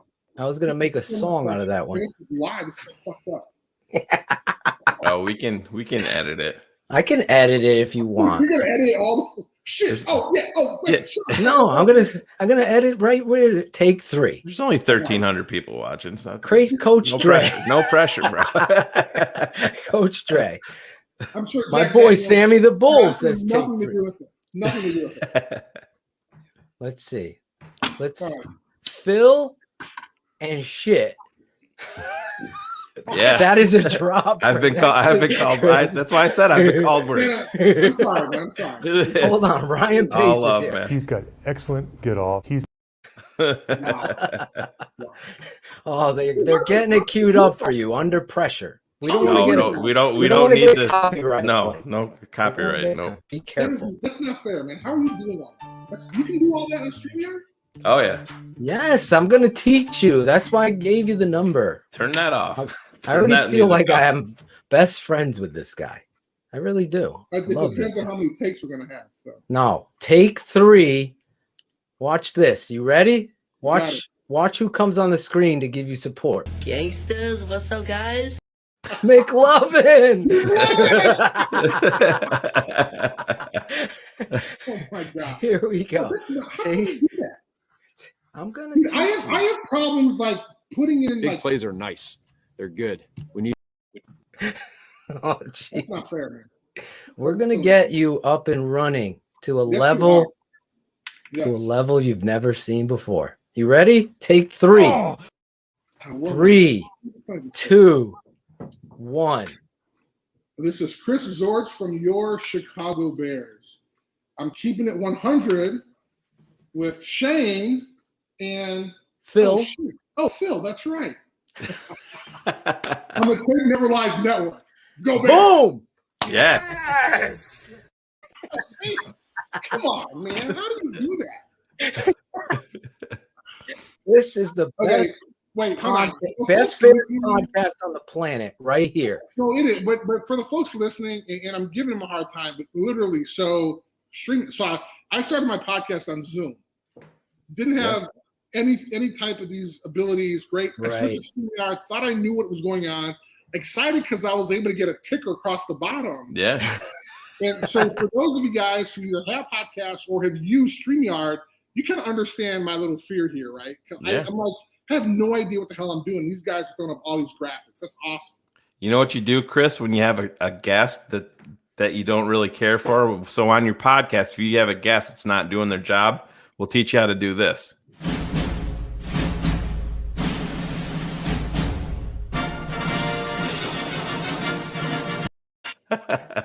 Oh my god.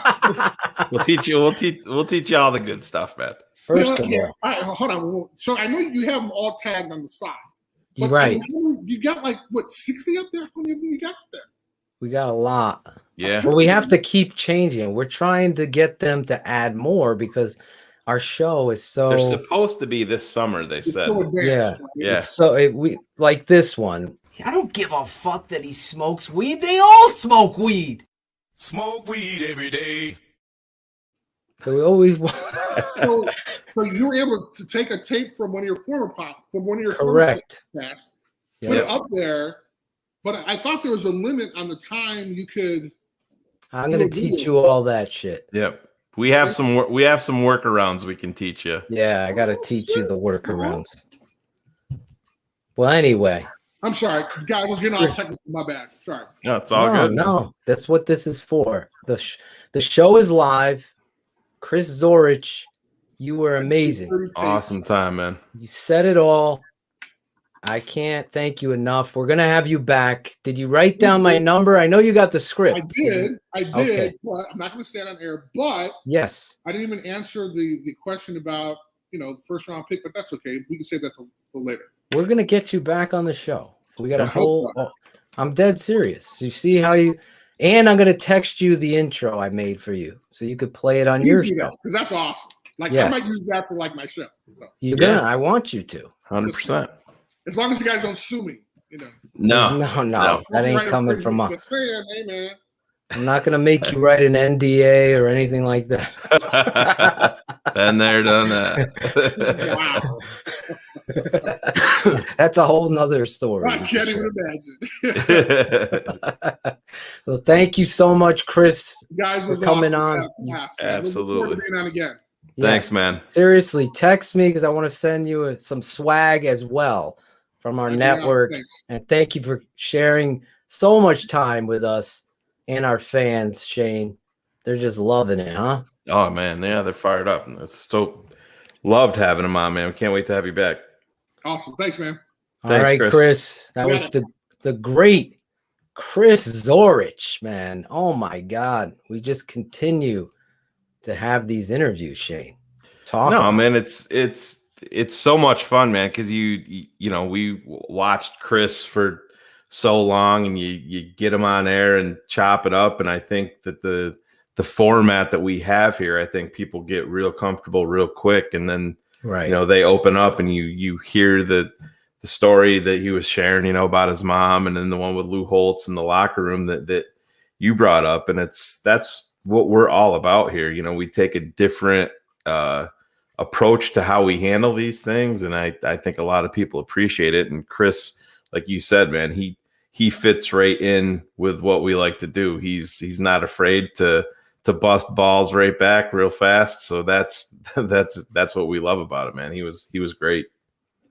I can't say enough good things about Chris Zorich. His play, his story, and just him coming on, talking and telling, like Adrian is saying here, just a great storyteller, but an even better human being. Absolutely. I remember us having the starter outlet down in New Haven again. Yeah. Oh, yeah. And we used to go there, get these jerseys, and I had a Chris Zorich jersey. Yeah. I didn't get to tell him that story, but you just, I don't think you realize. Your jersey, you got that not at the starter outlet. If it was your jersey, you got that at Baby Gap, right? No, you're such a dick. You're such a dick. No, I got Chris Zorich's jersey. I wore it with pride because he signified everything about football, and that story is very true for me with my father. Hearing that from Coach Holtz, I kept that with me. I kept it with me. Oh, that's great. Yeah. It's a true story. That's all I could say. He's a great man. I can't wait to have him back. We're gonna have more of Chris Zorich. I already could feel it. You just know when somebody fits in, like you said, he just fits. Absolutely. So speaking of fitting in, look who's here. Yes. Who's here? Do you got anybody? Who's this guy? No. Nobody. I don't know Tearing how up. you follow that. I don't know how you follow that. That was a fun interview to watch. How do you follow that? You add don't. this guy.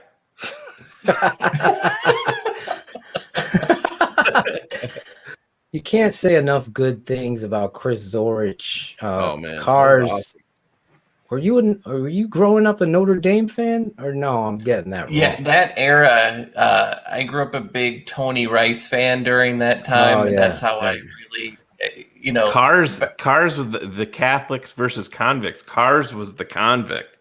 That's who Cars was growing up. He didn't take any shit. He didn't take any shit from Scottie Pippen that disrespected him the one time in the store growing up. I mean, I'm so street. I'm cul-de-sac, right? That's the way that rolls. I am.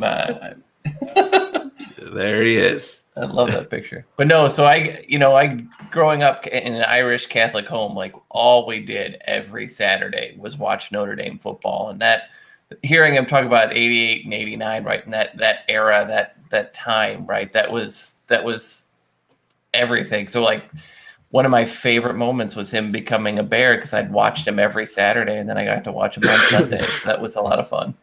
Exactly. That's how it works. I am getting a text from David Kaplan. He pitched tonight in this baseball league. So Tommy John surgery. I'm asking. He wants to come on, but I'm like, don't come on if you're too. He just got off the field. How do you want to handle this?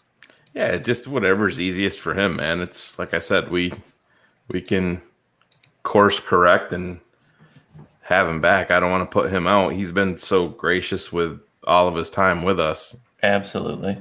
I'm texting him, listen, if it's easier, we could do another night. And we'll get him back on the show. I don't want him. We can do Tooch's comedy hour.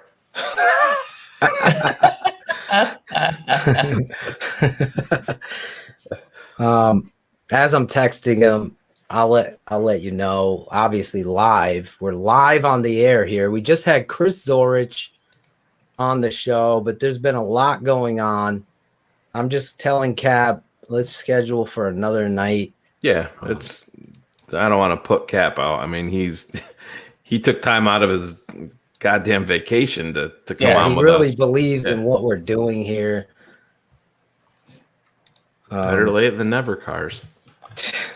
Sorry, you gotta love last minute required boss and boss's boss and boss's boss's boss. Like, you're going to Wisconsin today, so that's fun. I can tell you behind the cheddar curtain, though, they are not having good times, which I thoroughly enjoyed today, to say the least. Yeah, and you saw the Blake Bortles news, I'm sure.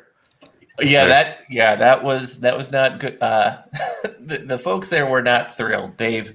It's interesting that so like there was 10 folks there from Wisconsin, and all of them had taken the attitude of basically like not just fuck the Packers for what they've done, but also fuck Rodgers for being such a baby about it. And so like a lot of guys that normally are sporting Packers gear all the time or wearing a lot of Milwaukee Brewers gear. Yeah, so I guess that surprise. Milwaukee Bucks gear. So I think that tells you everything that they're feeling. It's going to be interesting to see how this, really unfolds, because Albert Breer was on Sirius talking about it, and he said flat out Jordan Love just isn't ready. If they believed in Jordan Love right now, that they would have accumulated all of the assets they could for Aaron Rodgers on draft weekend, and made a go of it. He was far away. Like even earlier this season, they said he's still a ways away. And I think that's the other part of this that I don't think anybody realized. Aaron knows, right? So Aaron knows he's got him bent over a barrel right now. Yep. That guy's got more 4,000-yard seasons than the Chicago Bears. How sad is that? Does he? I mean, Bortles has a 4,000-yard. He got one, didn't he? Oh yeah, I can't remember. Yeah, he did. Yeah, he had one. That was the A. That's amazing. That got him the contract extension, I believe, right? It was the big A-Rod year, right? I believe. Yeah. trying to pull it up, but of course ESPN. Phil Frozen, the perfect. Yeah, so his second year he threw for almost 4,500 yards, and he threw 35 touchdowns. Yeah, you're blurry. Listen, can you hear me though? You're breaking up. Yeah, your audio's choppy. Yeah, I'm gonna go reset the thing. This is unbelievable. Every day, Every time draft, I come it was in, fun. it's like Phil doesn't want to be on with me, so he's got to fake an internet problem, and then trust fine, me, the last thing I want is this. I've had him out here all the time trying to fix. Yeah, this. go reset, Phil, and we'll. I'm just talking to Cap. Can you hear me? That's all I care about right now. Yeah. We got it. Cap is going to come on next Wednesday. We have a show next Tuesday, but we're going to do a special show next Wednesday. Yep. Keeping it 100. We should announce that. Keeping it 100 next week will be on a Tuesday night. I'll be back. So we're gonna course correct and have Emery Hunt Tuesday night worked out better for him, and he's been a big fan of the Bears draft, and actually Emery is a guy that can break it down with the best of them. You know, he's on with Ross Tucker. He's on Sirius Satellite Radio, and it's a lot like talking to Matt Waldman when you get a guy on like that. It's just they know they're chock full of knowledge, and he's yet another guy, Cars, that has loved what the Bears did on draft weekend. And I'm still listening to all these people, and I listened to Robert Mays was on with Hogan Johns. I loved that pod. Yeah, and it was just everything that he was speaking spoke to what we experienced that night. Like, you were so excited and so in the moment, and then like the next day you're like, did that really just fucking happen? I'm not exaggerating. I still do it. Like, yeah, me too. It's surreal to think about it, right? And to your point, I think it's even better that I always remember 2017 and a whole bunch of people saying that Ryan Pace got fired after this draft. It was not universally beloved at all. And this one, to see it so positive. What's up, Edwin? With everybody, really tells you, that the ship got righted quite a bit. So I'm super thrilled. Yeah, and it's just Adam Johns had the article in The Athletic. I'm sure you probably read that too. And I mean, that Ryan Pace literally comes out and tells the head coach, man, there's like 5% chance, maybe 10, but probably less than 5% chance that we can make this happen. And they're not just throwing bouquets out there. Justin Fields was their guy. I don't think it's out of the question that Justin Fields was their number one pick. Oh no, I don't think there's.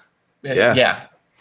No matter where. Yeah, I think that they probably would have been interested in Lawrence, if they had number one. But it's I don't think Wilson. I don't think Trey Lance. I don't think these guys. I don't think they were brokenhearted to see those guys go off the board. I think, to me, thrilled. Absolutely would be the way, especially after I don't know how many people have been watching all the news on Zach Wilson's mom and all the fun stuff she's doing. Like, that's another headache you don't have to deal. Go ahead. No, I was looking at some of the things in the chat, and somebody did the Bears get compensated for the Leno pickup? They don't, because that's not how it works. It's they released him, and you're past the point with the compensation picks. He actually, I'm sure everybody knows, signed in Washington today for $5 million. That's interesting too. There with Washington, they drafted Cosme, at right around our original pick there, and I was kind of surprised that they went out and brought in Charles Leno too to add to their offensive line. I think he's a swing tackle at that amount of money, though. I don't think he's I agree, and that's all. A gigantic mistake. I mean, they tried playing him at right tackle, if you remember, Cars, way back in the day, and it was they course corrected that real quick. But actually, while we're waiting for Phil's shitty internet to boot back up, let's bring this up, and we can add the Bears schedule. We can add Claude. I know you want to comment on it, and Jackal, you can too. We'll throw that up there. And what do you guys, the first thing that stood out to me, and I know Steven Johnson from Shy City, I saw him talking about it on Twitter, and it is, as long as I've been a Bears fan, I don't ever remember alternating weeks away, home away, home away, home away, not, not a homestand, not a 2-game road trip, anything like that. It's literally week by week. I haven't seen that in a real long time, if ever. But opening up on the road in LA, Sunday Night Football. I know the expectation from a lot of Bears fans, and they think that Justin Fields will come in and unseat Andy Dalton rather quickly. And to me right now, I think that the Bears want to make sure all the kinks are worked out on that offensive line. So they're going to be like, hey, Andy, we're giving you the $10 million. Yeah. If there's potential for you to get the shit knocked out of you while this offensive line works out the kinks, you're going to be that guy. But then, after 3, 4, 5 weeks, I think everything's off the table. And you see the Bears 4 out of their 5 nationally televised games are in the second half of the season. The NFL did that for a fucking reason, because it's going to be Justin Fields time. And when you hear a guy like Chris Zorich, you hear Cap talking about it, this one pick has moved the meter. If the Bears if the Bears drafted Darrisaw at number 20, they're lucky if they get a single primetime game. Yeah. Honestly. And this kid has moved the meter for this franchise, and the proof is in the pudding today. But what do you guys, when you guys look at this schedule, what are some of the games that are sticking out to you guys? I'm looking at it. Obviously the first game's a tough game, but if we win that, I think they're all winnable, and we could be undefeated when we play the Packers. Yeah, you have the week 2 though. The Bengals, man, Burrow. That could be, if Justin Fields is in there, that could be the guy that couldn't beat out Justin Fields at Ohio State. Yeah, I think it's week 4 is the latest that you would see Fields start, right? Yep. Because Detroit is always prime.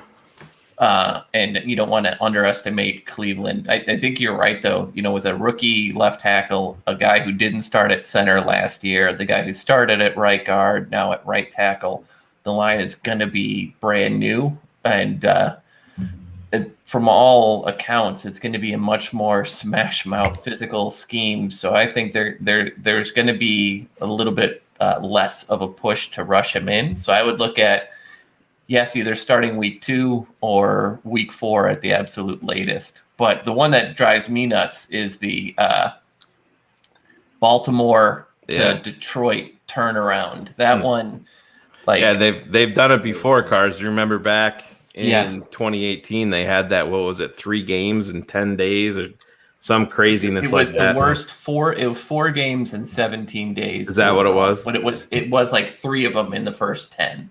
Yeah, But that's a tough back-to-back, not necessarily Detroit, but like facing Baltimore is a very physical team, and then getting 4 days off to go beat up on Jared Goff is always going to be a tricky one. One thing I want to point out, and I want a lot of Bears fans to realize, because I see a lot of this, and I know that don't buy into the strength of schedule hype. That is all based on what the teams did last year. That's all brought about pre-free agency, pre-draft, pre-trading. It's, Green Bay is going to make your strength of schedule go really, really high. If Green Bay trades Aaron Rodgers, and for instance, say they make a trade with Denver and they get Teddy Bridgewater back as the veteran quarterback, that strength of schedule, that strength of schedule doesn't change at all. So don't buy into the strength of schedule hype. It doesn't. It's all based off what that team did last year. Injuries factor in. You go on the road to Vegas and Derek Carr is injured.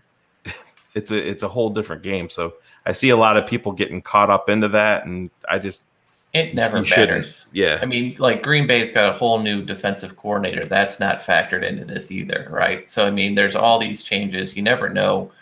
Every year is different. Yeah, Absolutely. but like week 3 or week 4, you kind of know who's real, you know who's not, and then you can start making your true strength of schedule guesses at that point in time. Yeah, From Phil. now on, before every show, I'm gonna reset this fucking modem and router because it's so ridiculous. This service. Phil, we threw the schedule up there, and just you take a quick look at it, and is there anything that's sticking out to you? I mean, I think to me, the bye week, that's where you want it. Right in the middle. If you're a team, that's. I think you pointed it out pre-show. I've never seen a schedule back forth. Yeah, we were talking. Home, We were talking about it home. when you were resetting, and I don't. All the years that I've been a Bears fan, I mean, not to have 2-game homestand, at a minimum. Sometimes you see 3 or go on the road for 2. I've never seen the alternating weeks like that. The one I was disappointed in, that's just because of me, was the Thanksgiving Day game. Fucks up my schedule big time, so it throws a wrench into. I hate having to worry about the Bears. Yeah. On Thanksgiving, they fucked me over again. Those motherfuckers.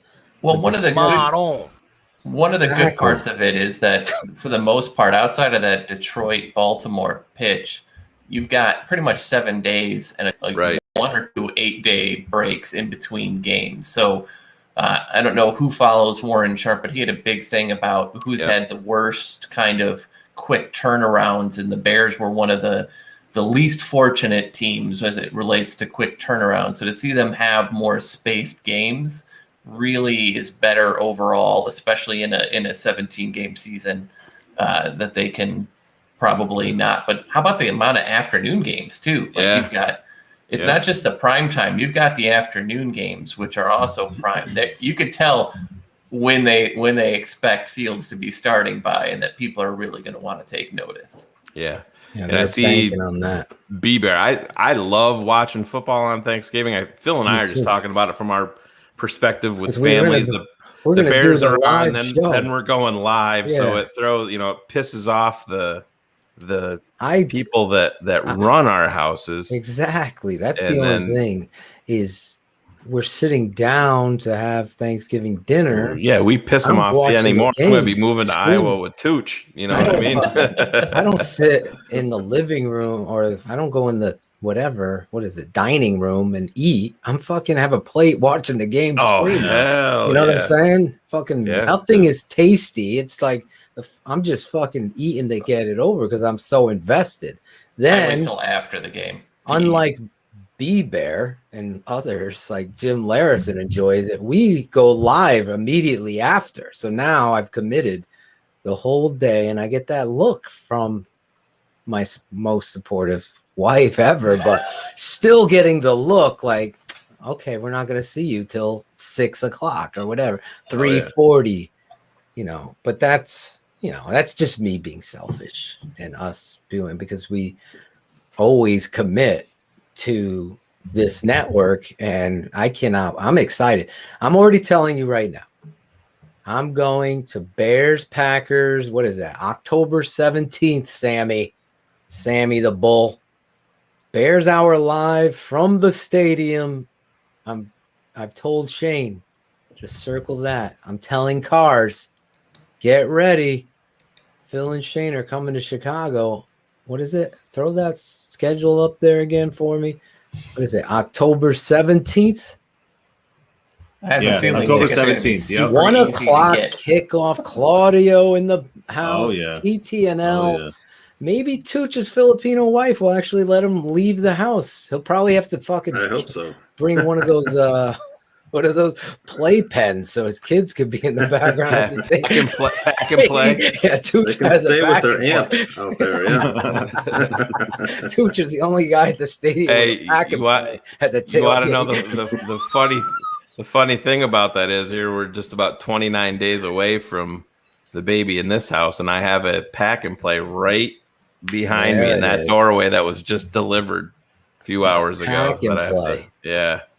The pack and play. Haven't had to buy one in 10 years, so we had to update it. If those of you just tuning in, we're supposed to have David Kaplan on tonight. We had an epic. I wish Cap had told me 10 minutes earlier. I would have kept Chris going with us because he was so amazing. But he's gonna be back though. He was excited. Yeah, he was. I went into the private chat there and was looking around. He was talking some smack in the private chat. So man, I love that. He's like, "Fuck you guys, I'm staying on here while you're talking good about me, so I can listen." That's great. That was such a great in like. Me and Shayne will have a conversation or cars and text tomorrow, and I'll just share it with you now. I mean, that's a proud moment for me because not only is it an epic interview for you fans or whatever, but I really I wear my heart on my sleeve. That guy did the same thing. He was what I wished I could have been. You know, he's that guy that story in above itself. Imagine losing your mom and having her do that and get to that pinnacle. Right after the unreal the game, like that's crazy. That's one of those moments when you're listening to it. I talk about our show from last week. There we're ripping through everything, and the Bears fan that was so excited about Justin Fields, and then ended up couple hours later losing his life, and you're just like, oh shit, that's crazy. But oh my god, that was totally took a turn for the worse in shout out segment when you brought that up. The reality is though, tonight, if you didn't get to see and you're just tuning in live now, Chris Zorich was phenomenal, very amazing, forthright, and the stories are worth the time. Obviously, this is a Bears show. Nobody, to me, he's one of those guys that you think of when you think of the Chicago Bear. That's just me. And that was awesome stuff. Cap, though, will be coming on next Wednesday, 7:30 Central, 8:30 East. Obviously, Tuesday, we're going to have another show. We're going to have two shows. We're planning on the go next week, Claudio. 2 shows. We're going to have Emery Hunt. He's on mute. Claudio's on mute. Couldn't hear you for a second. There you go. So Emery Hunt, and I believe we have another guest on Tuesday. I'm drawing a blank. Yeah, and then David. The Windy City Productions guy that does the hype videos. The guy who does the Windy City production hype videos that you all know and love. We're gonna have. We're not gonna play any of his videos live because we're not gonna get copyright claimed. So we'll just talk about them we'll make them come alive verbally. Yes, that's what we do. That's what she said. So the Windy City. Are we gonna get on him about duh part or no? You're gonna let that go. Oh God, don't piss off people. Like I said, I'm asking. It's transparent. So yeah, the schedule came out. I'm sure Shayne said this. I heard Cars talking about it, but I gotta get my 2 cents in here. Don't send me your win-loss records. I already see someone in the chat. Yeah. Take that shit. 17-0. Go with your toilet paper, wipe it out because it never comes to fruition. Because don't give me strength of fucking schedule in April and May or June. Oh, don't give me that shit. Save that shit for the fucking, NFL. Good morning, NFL, and let these fucking clowns talk about this shit. That's their thing to get you fired up. We don't try to get clicks here. We try to keep it 100. That's not how it rocks in my house. We roll with each game is one game at a time. That's how you go at this stuff. It's right now. It's the Rams. Now that you have hope, it changes perspective because God does it. There's hope. Hope. It does. It's who was talking about it. You want to go back when the Bears were winning and there was games you'd be like, oh man, yeah, I know we're gonna win this, and we have not had that feeling. You'd try to hype yourself up into certain situations, be like, yeah, if this goes right and this goes right, yeah, we could win. And Facebook user, yeah, please Go over to StreamYard. Let me put the banner up. Or Jackal, put that banner up.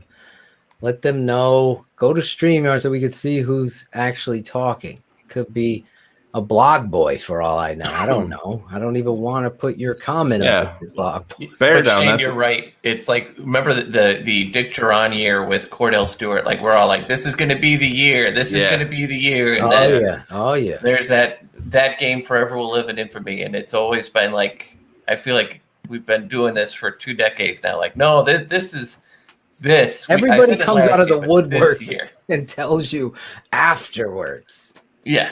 We're like, if you missed my rant on Jeff Hughes, aka the Bears blog, might have been one of your best rants, I think. Really, you liked it? The people probably talk about it in the tomorrow chat morning. it. They probably talk about it tomorrow morning on Twitter with one of his little audio clips. He's too. Good morning, my Bears God. fans. Good morning, Bears fans. You are now listening to Easy Rock. The pick is Justin Fields. Yeah, the pick is Justin Fields. It's Justin Fields. Bears fans, let's put this up. Can you read it to me in his voice? I would take a shot at Trey Lance before Fields, but I never said that because I deleted that tweet. Justin Little Fields did I know. Trash. Leo He's going to Kaplan. get somebody fired. Justin Fields is trash. Actually, I'm going to come out there. And we're say, working on another guest. Phil's got to give me some love because I did a. What? You got I a did guest? No, I said I'm working on one. I sent another thing, but I did a killer impersonation for you on the phone the other day. Oh my God. You have spot on. I love fucking impersonations. Now there's a guy that coached with me. He tricked my mom. That's how much he imitates me, but he's afraid to come Greg on. Greg's mom. Yes, you did. I had nothing I'm so tired of not getting these pancakes. Now I got to pay my own mortgage. Me. I'm spending $40,000 on my man cave. Fuck Phil and Shayne's patronage. Yeah. That's $7 a weed I could buy. We're gonna play a fun game coming up. I just wanted to bring it back. Yes, Jeffrey Hughes. No one's gonna pay you $100 to come on a fucking show. $100 an hour. You should pay me $100 an hour. Yes. What about $250 a week? $250 a week is good too. Angelo wanted $1,000 a month. Jesus, speaking of Wait, him. we could get paid doing this? What? Coach. Angelo Marino from Wallingford, Connecticut.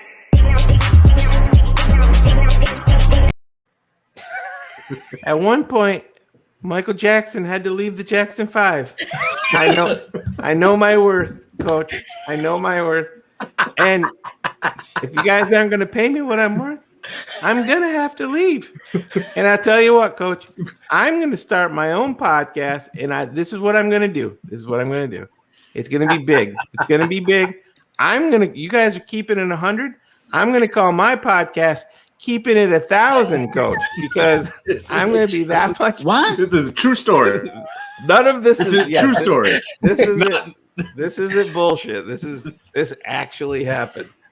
Oh, it is a true. He's gonna have to face the music when he comes up. I did. Hopefully, he responds to my text. But yes, Angelo Joe Marino, our hype guy. This guy, we love him. Yes, we got somebody in the chat. Oh, 5629. Is that? Yeah. Oh, I don't know who that lady is. You take her off. She's been stalking me for years. My wife won't appreciate that. They could put her in a timeout. Well, that's probably going to happen. That's for sure. She was sharing your artwork that you drew on the sidewalk cars. I didn't know you're so gifted with sidewalk chalk. I try to maintain or hide all my gifts and talents at all points in time, but sometimes, they just bleed through. He's Go not to bed, Steph. Go to bed. He's talking. Go to bed. Go to bed. It's bedtime. Are you calling him? Yeah, I'm calling him. See if he picks up. See if he wakes up. He's probably in the movie. He's probably at the movies. Coach, I'm at the movies, Coach. Or he's burying someone in the barn. Oh yeah. I can't believe he didn't. He usually would pick up one ring. Have Carr's fathead in the barn. He does have the bar. There's a whole. You must apply the lotion, coach. You must apply the lotion. Coach. I have Should we not leave him? slept well Should we since Leave I your saw that message video. for 203. I won't put his number out there. I almost did that. That was Okay. I tried. We tried to get him. Tried to get him early. He fell asleep, or He was so excited. I think he had a So birthday. It was excited. his birthday. It was. We were gonna wish him a happy birthday. I put him. Today's his birthday. We had a or nice was it talk. yesterday? We had a nice Happy talk. birthday, Angelo. We bought him a canoe. We bought. Buy him an ashtray for the scooter. That might have been a good Yeah. gift, right? That he could just snap on. Those of There he you. is. Those of you. Go ahead. You have No, something. well, just on it. Yeah, it's on Facebook. Is he on Instagram though? No, but see, it's his birthday. Oh, there you go. See, Looks he's like with you his got your family. phone through Is he on Facebook? Like, is it green? Is there a green dot? Oh, Then- no. Okay. No, it's Because not. if I caught him out there and He's he probably the at five. analysis. He's probably at Five Below buying a new phone charger. He's buying shovels, dude. Yeah. That's what he's doing. Oh, it says he's connected. Does that mean he's on? Oh, Uh-oh. text I'm gonna have to message Say, him. What should I say to him? Angelo, Put the shovel down and get on the phone. Happy birthday. get off the fucking. I'm gonna say, scooter. Angelo, Phil wants to talk. Coach Phil has You're 1,000. about to be fired. You can talk Angelo. now. Angelo. Yes. That's just for There you. he is. The hype. All right, good, Claudio. Very good. What about Angelo? What about Angelo? I don't know. We tried tonight. I know Johnny Necrone would have been excited, and Angelo has a lot of fans. Cherie was sitting on the edge of her couch waiting for this Well, we'll get him on hopefully next time. Maybe he'll pop on. I sent him the link. It's in his hands now. But anyway, I still remember that moment like it was yesterday when he comes all the way up to the thing. Yes. What? One more time, just because it's so, it makes me Yes, laugh. Phil, every- yes. Watch how close he comes up. Angelo. Yes. You got to get it though from when he gets up. Out of Oh, the that's what it chair is. Yeah. And Because he couldn't hear us. He was so far away. That's my why he God. came up. He's like, what? It was that, Shayne. and Angelina was whispering sweet nothings into his Yeah. ear Let the me- whole night, right? let She me just talk- wanted to get him alone. To 100 crew. So I'm talking with Chris Jackal and about the show, and then my phone's ringing. It's Angelo. So I'm like, hold on, Chris. It's Angelo. I pick up. He's like, Coach, I'm so excited. When am I coming back on this show? It's the best show. I don't want any money. I made a mistake. I'm gonna bring so much hype. You went from 1,000 a month to 0, just like that. Give me Angelo or give me death. Well said, Yes. Brian. That's great, Brian. AJ Smith, Points, no. points, Or Brian. give me No, that. I don't want that thought in my head. Don't. We do need to get Acevedo on the Sorry, Cars. give me a tackle or give me a death t-shirt, a TTNL. I told Shayne we could have been Leno is gone t-shirt, bye-bye Walrus, all these things. We could have made them hundreds of thousands of dollars we missed out on.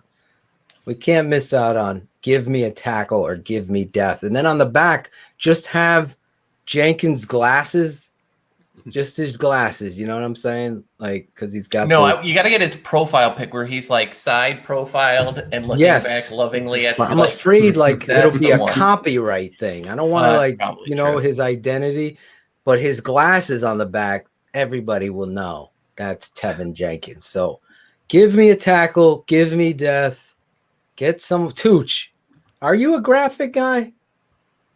Can you do something like that, Tooch? Yeah. Give me name a it. tackle, give me death, and then on the back, because Alex Acevedo is saying we need a Tooch, the graphic designer. Let's make it happen. Look at that. Yeah. All right. That sounds like a That fun t- project. So There we go. The t-shirt's going to happen. And we also need a goddamn smartest man t-shirt. Can you design it? I don't want Shayne and That'll be Ball. I fun. want you to design yeah. it. Okay. Yep. It's going to be dope. Smartest man t-shirt. Make it only come in medium like that. Wait a minute. This is the one where he knocks over Trump. No, right? no. I love you. Oh.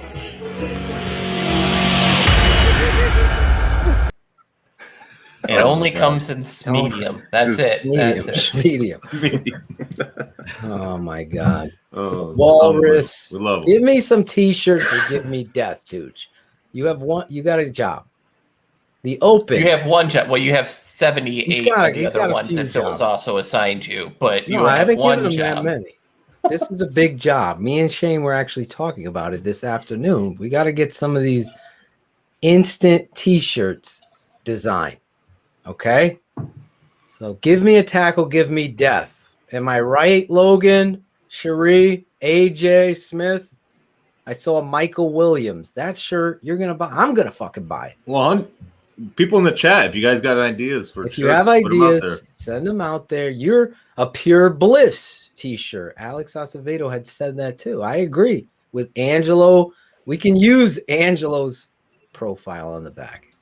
Anyway, we're shooting the shit. Kaplan, real quick. Let me get down to business, then we'll be back. And we're going to do a game, and then we'll wrap up with shout-outs. The game is going to be bear up, bear down. Favorite game on the schedule, worst game on the schedule. All around the room, you guys and everything. Okay, here we go. Business. Draft Dr. Phil's The Tape Never Lies, Justin Fields will be released to patrons tomorrow. Tomorrow, patrons will be early. They'll get it early. And then on Friday night, it'll be released on our YouTube channel. This is, trust me, it was I did a whole thing, Chris Jackal, and it was fucking 39 minutes long. I'm like, I gotta cut this down. But that was with the promos and everything. So I cut it down. I'll tell you right now, I think it's at like 27 minutes. 27 minutes. I haven't done any narration. We're gonna do a behind the scenes this summer. I'm gonna have Claudio come over, film me, showing you the end, how I break down the tape. If you're a patron member, you're going to see that, how I build, do my thing. I'm not going to show you how I manipulate or do any of that stuff because they'll imitate me, right? Logan, they'll copy my style. I don't want nobody doing that. But I will show you at Chris Jackal. You have that picture, Shayne, loaded? Chris Jackal, patron number 499. He got to witness. So I cut up all the tape real quick. 39 minutes, 24 minutes, whatever it is for the games. And then I go through it one at a time real quick like this. Off the top of my head, just narrating. So those narrations that you hear me do on the Tape Never Lies, Jackal, grab any Tape Never Lies and share it. That narration is done all in one shot once it's all built. Because it takes you got to cut the plays. Then you got to manipulate the plays. Then you got to put them together and edit it. So I don't think people realize how much work goes into these things. That's Justin Fields stuff. Kaplan was supposed to be on the show tonight. Next Wednesday, 7:30. Chris Zorich has texted me. There's patron number 499. Congrats on Congratulations the new house. Even at it. Look at it. He had him design it on the windows. Yeah. He's a proud. He's committed, man. He is committed. He just signed the contract. Yeah. He probably paid $499 just for the attorney. They're probably more than that, right? Greg Braggs didn't even congratulate. He's like, I have more windows in my new house than you do, Sandman. My house is bigger. $499. Congratulations to you and your beautiful wife. Great people. Have their new house. Patron number 499. If you're not a patron, get over there. What the fuck are you doing? Get over there. Become a patron. We're going to be live Saturday. Me and my father on X's with the O's, breaking down offensive tackle Larry Borum and one other player, possibly. Then on Sunday, Shayne, Barelissimo and myself, Draft Mob. And we are going to get into that. When do I get to jump? Got a question on a new You just have to go over to the Facebook group and the people will allow you in once they verify your email address, Angela. So, Angela, thank you for being a patron. Yep. Get over there. Somebody go observe her. She's in. She's in. You're in. That's what she said. That's what he said. She's in. I didn't say that, Angela. Me and Cars both have a Steph, so yeah, I gotta watch what I say because somebody might be confused that I'm talking about that Steph and this Steph. There's so much going on. Back to business, though. Draft Mob Sunday patron show. We break down the tape. Breaking down these draft picks. We're going to go through some of these draft picks like the running back from Virginia Tech, Khalil Herbert. Take a look at him. We're going to break them down by the Mr. tape. Six Fingers. Yes. That's an interesting story. So we're going to be breaking that stuff down. Draft Mob Sunday. X's with the O Saturday. Tomorrow, patrons, Justin Fields, The Tape Never Lies. Now, one other thing, music. I saw somebody do it. Shayne said it. I hope there's hope. And then this guy, hashtag new era. And that is going to be the name of the new song that me and Cool Kennedy are working on about the Chicago Bears. Little teaser. If you haven't heard the Leno song, I don't know what rock you're living under when it comes to keeping it 100. It wasn't a parody song, Mr. Penguin. It wasn't a parody. It's actually an original song. You don't get that shit anywhere else. You don't get that shit anywhere else, right, Mr. Penguin? Thank you. Tooch, look up. I don't give a fuck that he smokes weed. They all smoke weed. Smoke weed every day. Yes, we're the Brady Bunch here tonight. Look at this. All right, Tooch, we're going to remove you. We're going to bring you all back in a few seconds. Actually, where'd Cars go? I didn't mean to remove Cars. I meant to remove you, Claudio. Sorry. Here we go. Back to biz. Let's get down to... I'm telling you, this game of football is determined by determination, pride, the love of the game.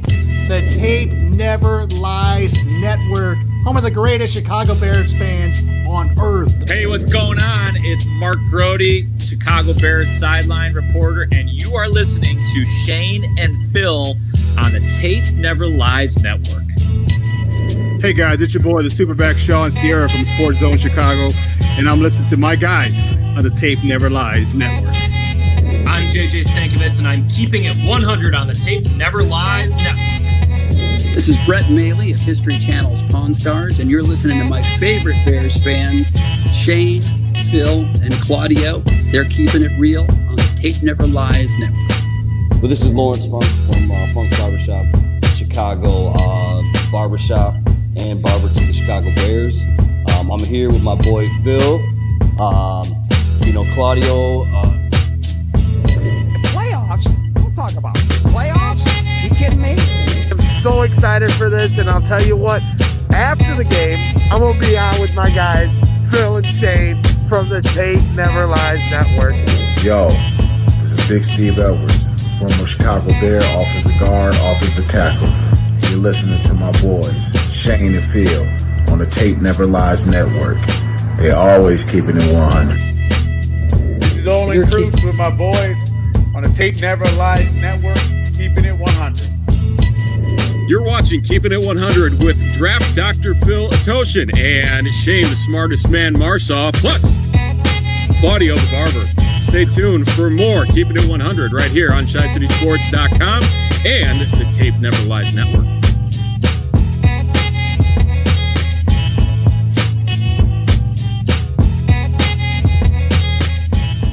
Hey, what about me? Don't nerds count? Draft Dr. Phil and the smartest man. Keeping it 100. It's so hard having the manliest voice of everybody on this show. Hey, what about me? Hey, what about me? Don't worry. When I hit puberty, everything's gonna change, and it's gonna be good times. It's gonna be good times. I don't even know who hit that, but that was well done. Whoever produced that little bit, and imagine how much more. So that's why we needed Chris Zorich to get those 3 takes, because I'm gonna produce. And thanks to my boy Jeremy Plashinsky, the bouncer, he sent me all of our great guests. That's just a little bit of our guests from that was at the 3/4 mark. What was that in Lovey Smith time? That was just at the first. Yeah. Remember that? We're in the first quarter, and then we're into the second quarter. Exactly. That was just at the first quarter. That was at the first quarter. Olin Kreutz is coming back on the show with his partner. Oh, yeah. That's coming up this summer, or these next few weeks. Like I said, we're going to be breaking this stuff down. Let's get back to business, though. I think I said everything. Was there anything else, Shayne, in regards to? No, we're going to announce, though, the unveiling, Phil, of the new product, the Lawnmower 4.0. There you go. Should I isolate on you for this, Reed? Yes. No, I don't think you should at all, because I have no plans to show you how it works. But I think we find a new job for Angelo, though. Yeah. That's for What? That man never turns down money. No, but head over to manscaped.com for your 20% off code if you use KI100 for Keeping It 100. And buy yourself the new and improved Lawnmower 4.0. They sent one to myself. They sent one to Phil with a little swag bag. There's a ear and nose trimmer in there, Phil. They gave us some cologne that was actually pretty dope. And yeah, I love their products, man. I'm not just saying it because they're helping us out here, but it's legit stuff. And take advantage of the 20% off coupon code KI100. Gives you the 20% off if you do the Lawnmower 4.0. And if you do, I don't think you'll be disappointed. I am also a user of this, and I can tell you it works everywhere on the human body.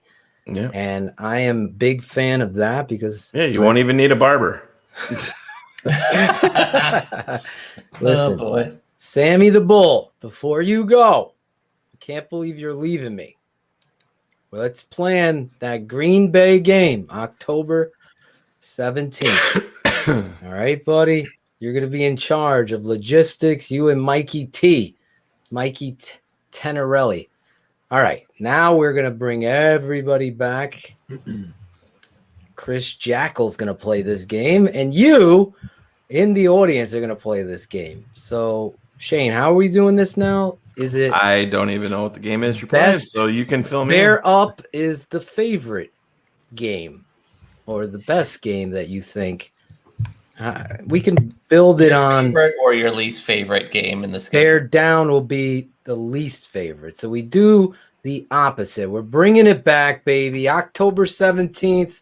If you're a big TTNL fan like my boy, The Voice, this is the voice of the network. He does all of the intros like this. If you hear this voice. Bears fans, when you think of toughness and blue. That's Lawrence Fleming, the voice of TTNL. He'll be there. Anybody down, you're going to be down. We're going to be in Chicago, not Chi-Town, Shayne. We're going to be in Chicago. Nobody calls it that. Nobody here calls it. Nobody. So we will be there. TTNL, bringing the voice. We're also going to be traveling to Pittsburgh. Yes. We're going to be on the road to Pittsburgh. So that's going to be the whole. That's going to be a lot of the crew. That's going to be TTNL crew. Yep. Away game will be at Pittsburgh. I get to meet Lawrence Funkster Jones. Funkster Jones will be in the building. Anybody? So we'll obviously be everybody talking in the about 100 this. crew. That's the game you want to go to. If you guys want to Or party the with Green us Bay and game too. tailgate, or the Green. We're going to be there doing the show live. I don't know. Pittsburgh might be tough. They'll throw us out of there. But if you're going to the Steeler game, TTNL, wear your swag. We're going to have set it all up, and we'll be obviously telling you exactly what it is. Cherie will be there in Pittsburgh. I think I said it wrong. So those are the couple announcements. Now, though, we are going to play Bear Up, Bear Down. And we're going to go through.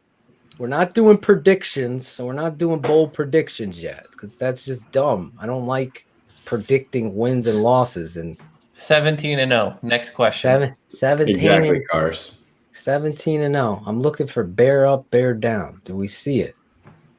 Does anybody see? still There be it there, is. no? You ready? Got it. Everybody ready to play?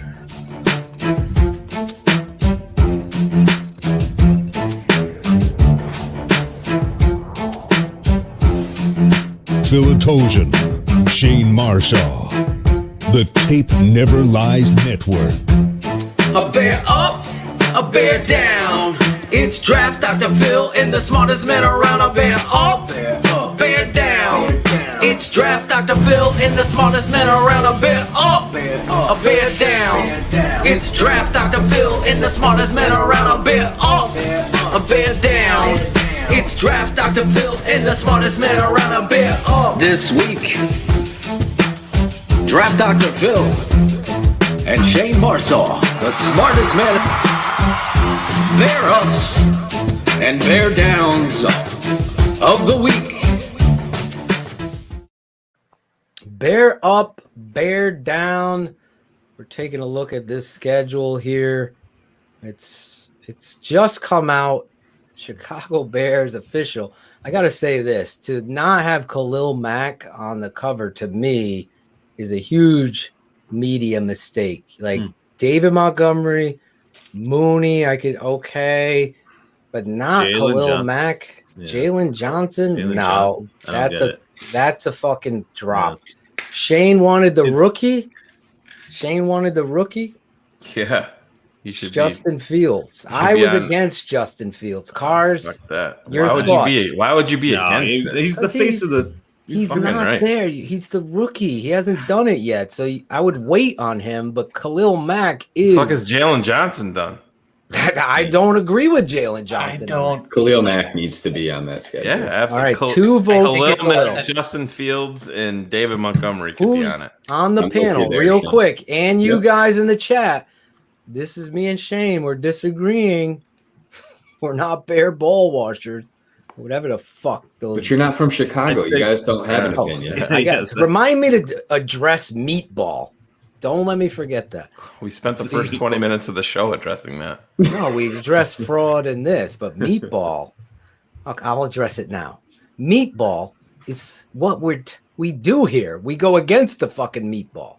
We talk the truth. We called Leno out. He's gone. We did all of these things. That's a meatball. That's the bigger meatball right there. But call me a meatball or Shayne or anybody on this network is ridiculous. It's ridiculous. You can call me one because that's pretty fairly accurate. Like I eat a lot of them, so I could be one. We even coined the term meatball back in 1986. I remember it very well. I was like, these are a bunch of fucking meatballs because they kept just, no matter what happened, going to this positive place. And I just don't do that. I got to keep it 100. I got to call it out. If they suck, they suck. That's what you do. That's what separates us. Anyway, I addressed the meatball. Here we go with the schedule. Real quick, I want to see, do you think Justin Fields should be on the picture of the schedule? Shayne said yes. I said no. He's not there yet. Tooch, we'll start with you. Are you Team Phil or Team Shayne? Well, I think he should be on there. He's the future of the franchise. He says I guess I'm on Team Shayne, yeah. He answered it without answering it. So I think he should be on there. I think there's Cherie is Team Shayne. Bear Down is Team Shayne. Angela, I'm starting to like this girl. Angela, patron member, people that says agree no. with him. Who saw that coming? It's a fucking picture of a schedule. Who gives it? He This should is be fun on to there. me. I like Can my the vote interaction. just be I don't care either way? I think that That's what wasting any more time towards this is ridiculous. All right, he gets removed. Come on. He's in a timeout with Mrs. Cars. He's on a timeout with Stephanie Cars. Tough crowd. You I'll got take it. Okay. Claudio, are you team Yeah, Phil I'm or sorry, Shayne? Phil. No, I'm team You're Shayne. team man. Shayne. Yeah. Jackal, team Phil or Shayne? You know, I'm on team. I'm team Phil. I don't think he should be on, but then again, I just, I think there's other guys that should, have that honor if it is even an honor. But with that being said, I'm ready to move on. Okay, but that's Yeah. what We're on I to wanted. Green The Bay. panel, the chat is involved with it. This is where Cars doesn't understand the Yes. game. You got to have interaction and love and passion. Team Phil, team Shayne. Do you have an opinion at least? Are you with me? Like he has to do something, then he's the face. Obviously, Putting he's him on putting him on the picture of a schedule doesn't mean It kind of says a shot at Andy Dalton to me. It would be like, who fuck gives you. a fuck? Yeah, right. I You do. think- I was it a- care. The As Bears a coach, care I would about care. They shouldn't have So- drafted Justin Fields because that was quite the fucking kick to the I balls. didn't say that. I didn't. No, say that's what I'm saying, dude. It's this. if you go out franchise there is so and put backwards him for that on the shit. cover, then you're telling there is no quarterback contract. He's the guy. So I think I'm right. Yeah, I really do. That makes. I I mean, think you're looking that into makes it too a little much. sense. It's about marketing. You're the guy that Yeah, looks but into optics everything. Exactly. The optics would tell the whole team, "Fuck Andy Dalton." So now you lose the locker room. That's the what I'm entire saying. team you think that there's one fucking player on the team right now that is I saying do. Half I the fuck team that. probably won't I even see definitely that think schedule. Akeem Hicks looked at that and said, "Why the fuck ain't I on it?" I swear to God. No, you're not listening to what I'm saying. You think that there's any fucking player in there that is saying, "Oh my God, they can't put fucking Andy Dalton is our fucking quarterback"? Yeah. No, dude, this is Justin I'm Fields telling all you, the fucking time. you're wrong, only because I'm not wrong. Andy Dalton came here to be the quarter. They signed him. Yeah, but You Phil, put so did Justin Mike Fields Glennon. on it. I think that Mike schedule, Glennon, that was a picture fucking- is to show the future, the young guys. Because look, you don't No, have Claudio, you don't have no, A-Rod no, on no. there. Wait, you don't have Allen Robinson. Well, you have you Mooney. just said So they're showing the future A-Rod of the also Bears. showed you his ass because he's being very, what would we call it? He's not Bitchy. team guy. Bitchy. Thank you. That A-Rod, I'm fine with not being on there. They're believe trying to Khalil show the Mack- focus. Khalil Mack, David Montgomery, and I'm okay. This isn't with about that. set. This is all. Cal got it right, dude. This is all about marketing. All about marketing. Mm-hmm.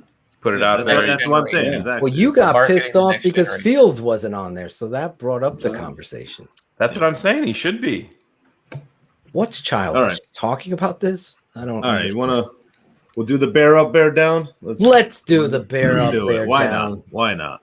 Might as well. Claudio, bear up. Oh, you got me. Actually, we well, I go want me to bear start. down first. Your worst game. So, oh man. All right, the worst game of the schedule. Let me take a look here.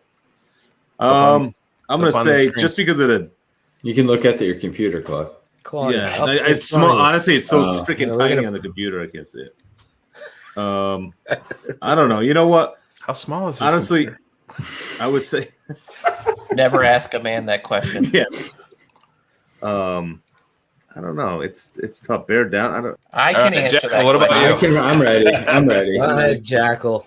I'm not ready. So- Skip Claudio. Skip him. Go ahead. I'm not. So the ready. bear up, right? We're doing opposites, No, right? bear No, we're doing down. down. Bear Gotta down get the first. That means a down. game I'm excited for. The No, least. Name your No, least Least excited. is All right. All right, Jackal fumble. Dukes, you're up next.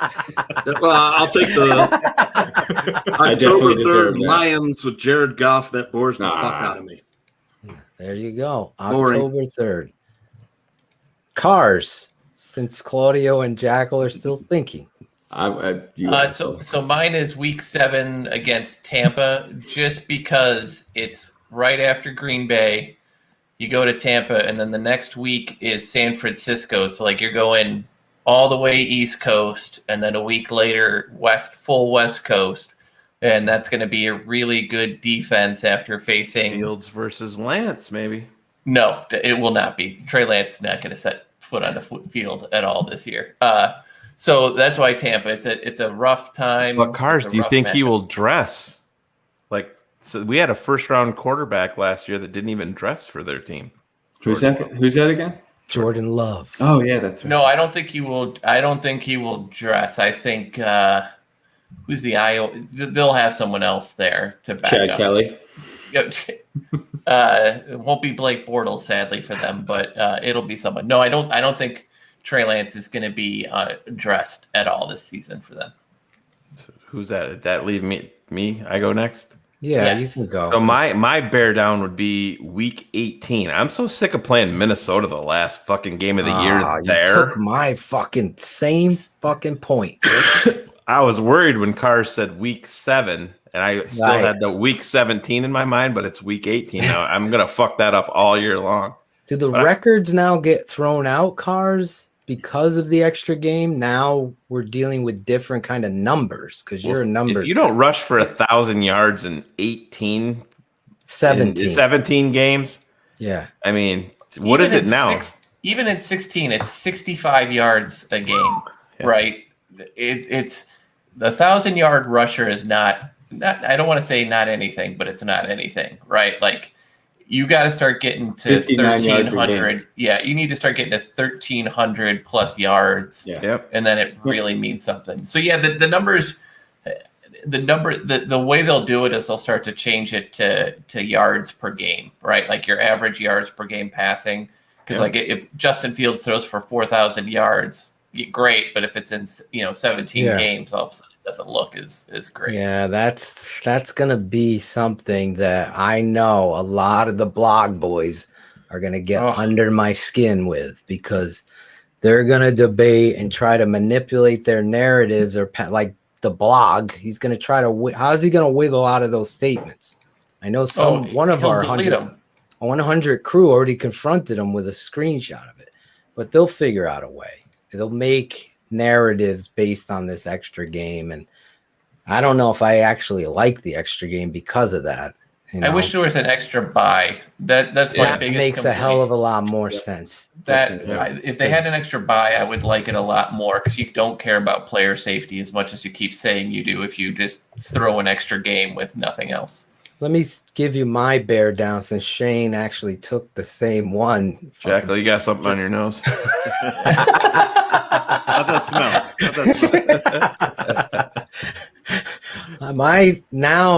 My bear down is December 5th against the Arizona Cardinals, because that's my wife's birthday. So having a fucking game on your wife's birthday, is that look. Because Steph is a big birthday person. Like she don't care. She's gonna have cake. Dude, you made her wedding day about the Chicago Bears. Yeah. She can fucking get over it, right, Steph? I'm gonna play that. Notice he's asking that about somebody else's wife and not his own. Right. Yeah. Well, that's so funny, Phil, because mine can't chase me right now, so I'm saying I can say whatever. I literally just looked, and that's gonna be my bear down, because the second week against the Bengals is on my wife's birthday, September 19th. So I was literally going to say the same thing, because I'm going to be at your house for like 8 hours between the game and between BHL. She's going to be like, what the fuck?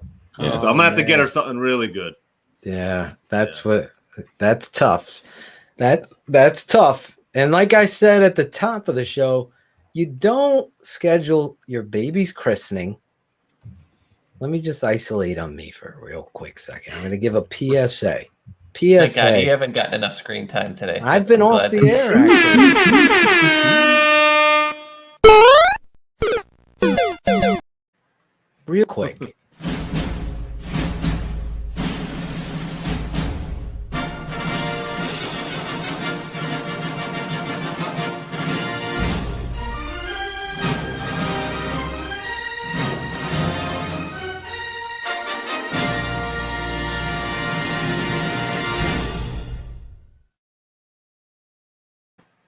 This is the most happy guy in the whole building right there. Look at him. He gets joy out of my suffering. It's all just good. the fact that he even made you take the whole thing. I mean, that's the whole. Yeah. Hey, it is what it is. But I was trying to give every millennial and oh my God. I'm saving this up now. I'm remembering this. You don't schedule your christening or your wedding or your son's birthday party. I don't even care if your son or daughter are born on that day. Have it on Saturday. That is the written rule. When you go to a fucking movie theater and watch the new Marvel movie or the new Star Wars movie on a Sunday when the Bears are playing, you're not a Bears fan. That's the truth. Why do you think we're having our baby in June? Exactly. You got to plan this shit. You got to plan this shit, and you got to understand. Riley was born in February. We knew we weren't going to the Super Bowl, so we were safe. Actually, 2010 we were close. 2010 we were close. The reason why they have a season. fucking show, for God's sake, about the release of the schedule is for you, the fan, from Angela, Cherie to Avon Walker, my boy, taking those shots at these blog boys. I love it. Love it.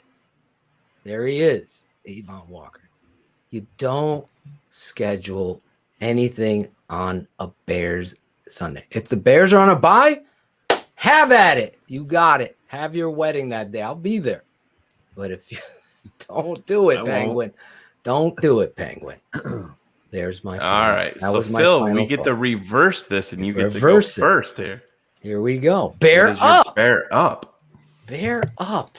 I'm pissed that they keep it 100. I'm pissed they put the Steeler game on Monday night. I was really hoping. Now I got to take 2 days off of work. It's going to be worth it. It's fucking pisses. 2 good road trips, bud. Come on. Are we going to be able to do a live BHL, Shayne, from Pittsburgh? Yeah, in the Dunkin' Donuts parking lot using their Wi-Fi. No, we're going to have cars set this up. We have him for a reason on this network. It's for his IT stuff. Yes, I know. Yeah. I guess. We got to get the portable modem. I remember this dude brought his satellite dish out there, plugged it into his fucking lighter, and was watching the Sunday Ticket in the parking lot. He had a dish right there. I will not attend anything on Thursday, Sunday, or Mondays. There you go. This is from Cherie. Cherie. She wrote it all down. That's awesome. I love her. I will be high strung and loud if you're around me while the Chicago Bears are playing. That should be on a t-shirt. That right there should be on a t-shirt. Right on the back. TTNL. Right on the back. Don't give Greg Braggs any idea. He'll be making fucking hoodies. Braggs in the stands. Fat Mike is writing this down. All 7 people that watch those shows will buy that merchandise too. Hey man, that's 7 sweatshirts. Oh, that's rude, Cartman. I had 11 people watching my show. So you got a question. You got a question here. So you're saying my wife is pregnant Sunday and delivering the baby. Should I push the baby back in duct the tape? vagina? Pretty easy. Just don't go to the birth. Tape it up. My wife, true story. My boys were born January 28th. She's like, if the Bears were doing well that year. She's like, if they're in the Super Bowl and I go, I'm gonna be watching on my phone. I'm not kidding. Yeah. She knew. She's like, oh my God. I go, yeah. Her mother, Maron. Where's that guy? Phil, you are the type of father that Maron complains about. She'll be like, what's this that? guy came in and brought, my wife will be like, this guy's husband came in today bringing an Xbox and his wife is sitting there pushing. No, I wouldn't. And he's do like that. on his Xbox Live, tell her to be quiet because oh my God, no way. He's trying to go play, the knock somebody football out. game. I would honestly, keeping it 100 like the show, I would put it there and I would be unreactive like I was at that wedding. I was like silent. Yes. Nobody knew I was watching the game, which was great. I pulled it off. She's like, I can't believe you did that. No one knew, right? No one knew. No one knew. Anyway, actually, let me bear up, though. I got sidetracked with the Pittsburgh. Yes, we're going to Pittsburgh. TTNL will also be there. We did just get we got a picture from inside the Jackal delivery, Phil. Did you? Yeah, from Jackal. Oh my God. Oh my God. He was nice job, Chris. There it is. Wow, I don't even know what to say. Pain, Chris is eating fucking. I gotta share the story about this.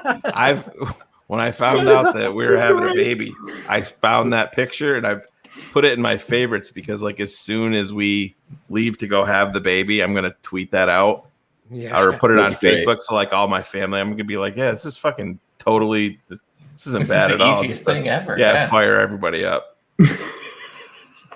So, solid work there, Jackal. Hey, aim to please. That is modern pizza. No, that's Greek. I could tell by the way they cut it.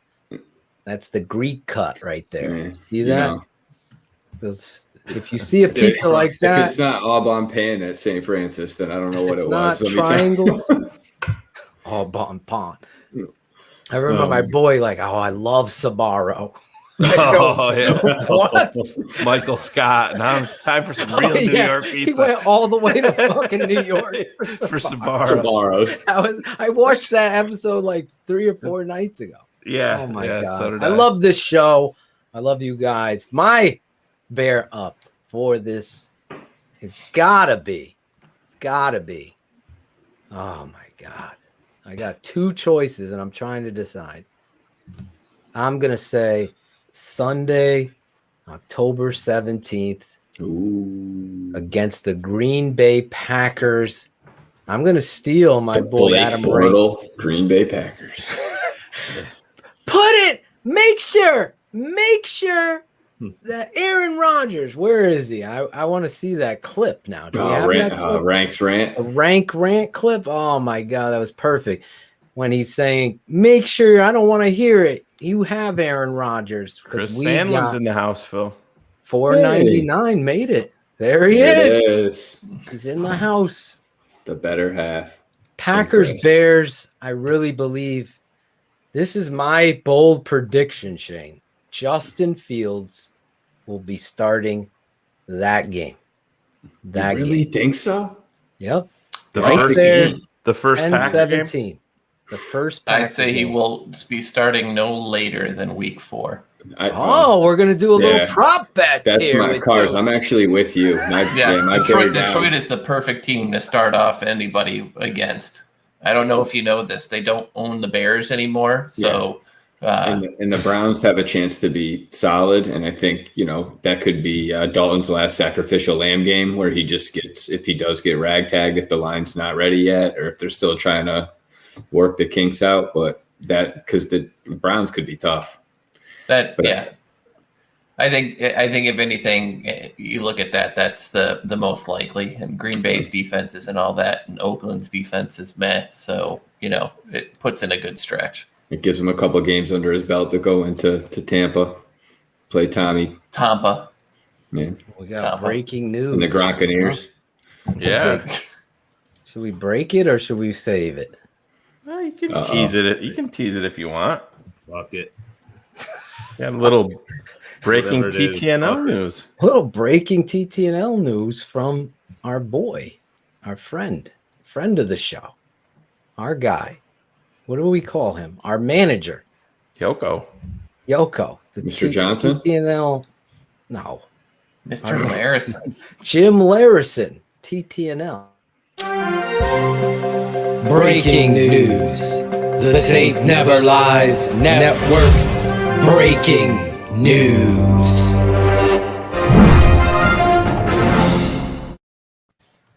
TTNL breaking news from our guy, our manager, Shayne Phil. Shayne Phil. Get that off the screen. We are happy to announce that we're locking in Robert Mays. Do you know Robert Mays? Oh, yeah. Bears fan. He was equally excited as we were. about when Justin. when the Bears traded up. Yes, yeah. he was. So we got Robert Mays gonna be coming on Keeping It 100 in the coming weeks. We're gonna lock him in. I know I've wanted to debate him on a few topics. From the We will Athletic. do that. Yeah, Yes. Robert Mays from the Athletic. So Formerly of the Ringer. Formerly of the Ringer. If you know him from that podcast, I know he's a big time Bear. He's been on NFL Network, a bunch of other things. Big personality, funny guy. I think he'll Huge fit right Bears in. fan. Yeah. That'd be fun. Robert Mays, as we're doing live, breaking that news. Okay, so yours was 10-17, Phil. Your and I gave a right? bold prediction. So why don't everybody add their predicted game where Justin Fields sees the field, sees his official start, not when he comes in for. If he comes in for injury, you get a bonus, okay? But when you officially think he starts, I say 10-17 against the Packers, and that is my favorite game. That is mine. Shayne, we'll go with you next. Well, just because of the circumstances in terms of the favorite game, I mean, it's pretty easy if this unfolds the way we want it to. I'm looking at that Pittsburgh game just because of not only because of Bears football, but because of meeting up with 100 crew, you guys, and just, having a good time and that atmosphere downtown Pittsburgh. I mean, it's going to be a magical time. Hopefully our QB1, hopefully he's in According tow. to my schedule, he'll be in there. Right. But we don't want to upset Andy Dalton and put him on a schedule. That's right, Shayne. No, but you know it, Shayne. But yeah, mine would definitely be the Pittsburgh, just because of the, how everything is just, everything going together. But what is my prediction game for Justin Fields? I actually think he's going to come in Vegas. Wow. Okay. Yeah. Nice. And I'm coming in Vegas. Yep. I'm going to on the road against the. If you want to play along here, your favorite game and your prediction. I'll keep an eye on you guys in the chat. Rashad Cool Kennedy said the Lions game or the Raiders game. That's not how you play. You only get one. So I'll just go. I'll piggyback off of Shayne. I got to do the Steelers too for a couple reasons. First of all, everybody coming is going to be great, and we're going to need everybody because I've been to the Bears-Pittsburgh game in Pittsburgh, and those fans are fucking rough. So we need to roll deep, all right? So when we're tailgating, we got to roll deep, all right? And then also, Phil knows this, the Steelers are my brother's and my dad's favorite teams. So I want to win that fucking game. You know that. So he doesn't even know. Dirty. It's you don't fitting, expect it. You just start talking and you just finally realize. Yeah, exactly. Yeah. But then you could just go to Brand and just stop it for you. Don't have to let it play. You're doing that, right? Okay. Yeah. So that's it. Pittsburgh is my and my bold prediction. Honestly, dude, I think Fields is determined and he's gonna fucking just go crazy at training. He's gonna be week 1. I think he's gonna be our week 1 fucking starter. This dude has determination in his fucking eyes. Oh, there's a. I can't. Determination in his fucking eyes.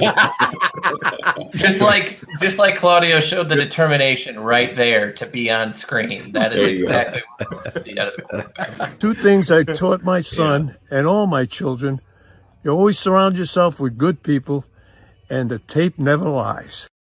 That's right, Coach. Thanks. I thought it was going to be determination, but that one works too, Phil. That one worked. Anyway, look at you, Tooch. You're a big prop bettor. You get all excited. We got a guy on the phone named Tooch. He's got his bold prediction. Where is it going? What do you got, Tooch? Week 1, dude. I'm the biggest Justin Fields fan in the world, Phil. It's his number right there. Yep. Week 1. I wrote a song for Justin Fields. Oh, let's hear it. Jesus Christ. All right. All right, hold on.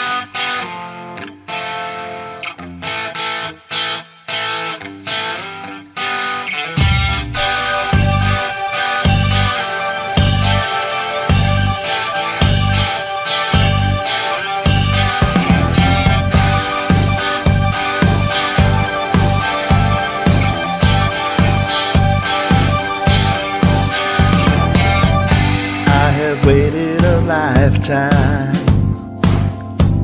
for the Bears to draft a good QB, but now the Bears drafted you. Together we'll make history, and I know it must be the player in you that brings out the fan in me. I know I can't help myself. The Bears are the world to me. Fields is our QB. Fields is our new QB. Fields is our QB. Fields is our new QB.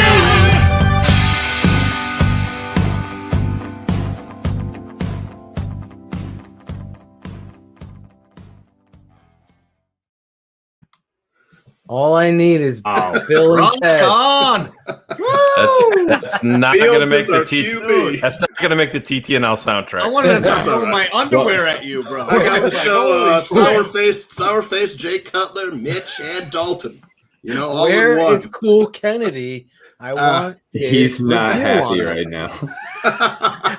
Cherie's response says it all. Yeah. Tooch bringing his passion to the table on the network. Well done, Tooch. Very well done. Thank you. That was good. That was Listen, good, man. David Williams is giving you. It sucks, but Do you want to do it a cappella? give us a little acapella, dude. Pressure's on. That's Phil's right. I don't have a Cool Kennedy laying around. I could just whip up something. You went out there. You sang the song. You have the passion. Listen, I loved it. And every time anybody hears that Foreigner song, they're not going to think Fields like the first time. They're going to say Fields is our QB because Fields is our fucking QB. I would help you with some of the lyrics. I would have. Well, I'll be working on the copyright claims here in about 27 minutes. Oh, don't worry. YouTube's already sent the email, Shane. Listen, Here's a bold prediction. Tooch will not have a record deal anytime soon. Rashad Kennedy's giving you I'm 3 Matt, guitars. cut me some slack. No, it was great. I'm There's joking. no slack in this group. There's a lot of balls. I wouldn't do that shit. It's going to be a no for me, dog. Listen, everybody needs a song. So Tooch has got his song in the books. Claudio is going to work on his song. Yeah. Oh, one of these Shayne is working on his rap debut. Yep. It's going to be sweet. Carl would be. I Not can't happening. wait. I can't Absolutely wait not for happening. that. You're song. duetting with Angelo, though. No. Yes. No. What? Ebony and Ivory, you two. It's already been discussed. Captain and Tennille, maybe. Captain and Tennille. Captain and Tennille would make a lot of I sense. can see you guys singing "Somewhere Out There." Remember that song? That was Diva. Where? Ours. I would get too lost in Angelo's eyes. Like I can't. You have to sing that looking at him, and I feel like I would just keep losing the lyrics because I'd get so lost in those swimming pools. So I just can't do it. Swimming pool. Anyway, we're always having fun. My bear up, man. Christmas weekend is going to be great. You got Christmas Day on Saturday, Christmas Eve on Friday, Christmas Day on Saturday. You wake up Sunday, and the Bears are playing Russell Wilson. Where did his voice go? I have no idea how to roll with it. He went into a song there, Tooch. Christmas weekend, Christmas Eve Friday, Christmas Day Saturday. Sunday, we're playing Russell Wilson and DK Metcalf. Man, come on. That's a great weekend. It is. Cherie's going to sing a hook. Oh, there we We're going to get everybody from the network to do one song. We should remake We Are the World. We are the Bears. Oh, God. Motherfuck the Packers. That's I it. think Cars just got sick a little bit. I threw up in my mouth a little bit. I'm not gonna lie. We'll give you that one part, like when Cyndi Lauper was like, No, don't even give me that. That's gonna be so off tone and just absolutely Tooch brutal. did it. No. I love Tooch Justin is better Fields, than man. me. I'm so happy we have Justin Fields. Do that thing with your voice. Fields is our QB. Oh, shit. Hey, there it is. There it is. Thank you. Anyway, I like that Christmas Day with Tooch.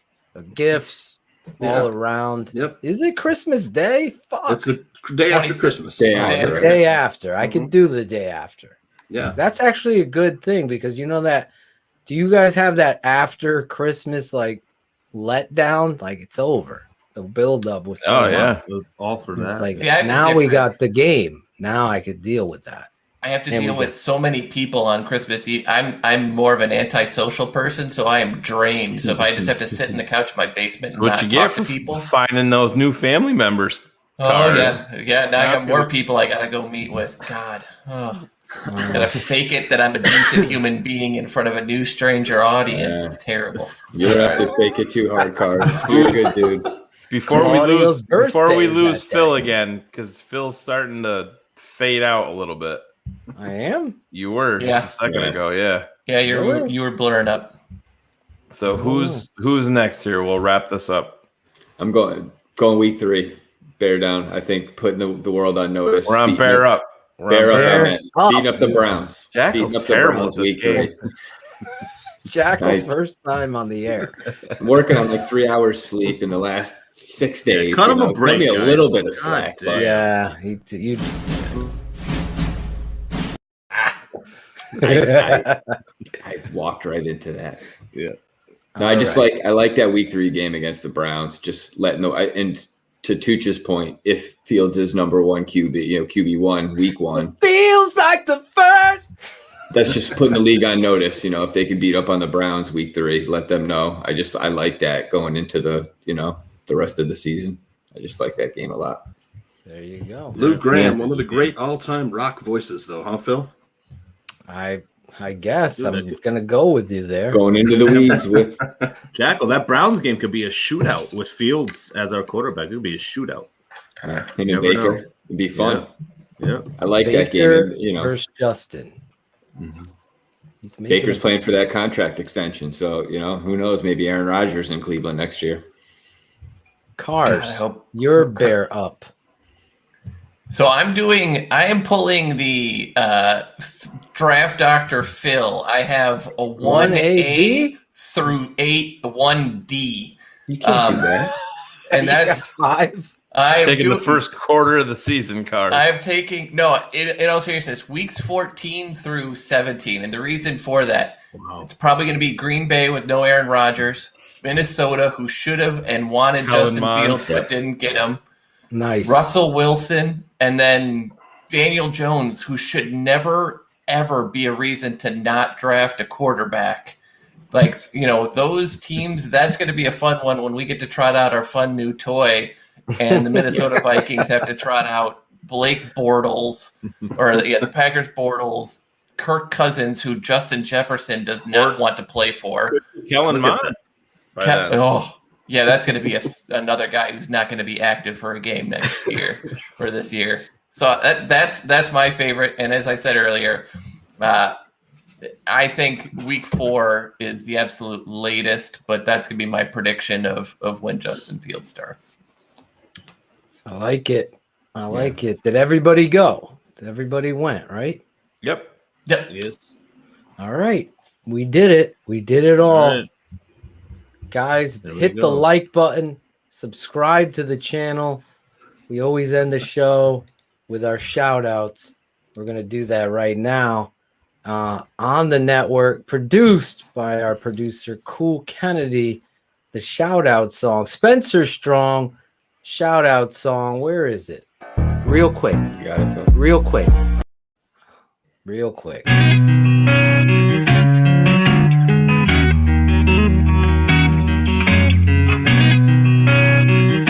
Shout out Tape Never Lies. Shout out Shout out. I know you see me, baby. Shout out. We gotta holla at you. Keep it 100 crew. We gotta show love too.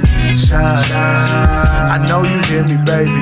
Shout out. I know you see me, baby. Shout out. We gotta holla at you. Keep it 100 crew. We gotta show love too. From the fans in the stands to the follows on the gram. Thanks for your support, showing love in the DM. We stay Spencer strong, fight together till the end. Now it's time to shout out worldwide friends and fam. Like the network that keeps it real, 100 crew. So many in the world that I gotta show love to.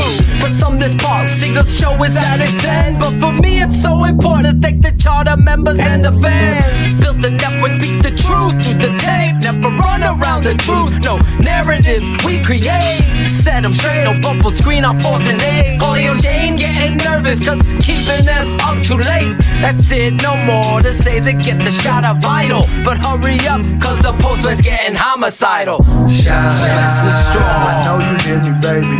Shout out. I know you see me, baby. Shout out. We gotta holla at you. Keep it 100 crew. We gotta show love too. Shout out. I know you hear me, baby. Shout out. I know you see me, baby. Shout out. We gotta holla at you. Keep it 100 crew. We gotta show love too. The network that keeps it real. Stress is strong.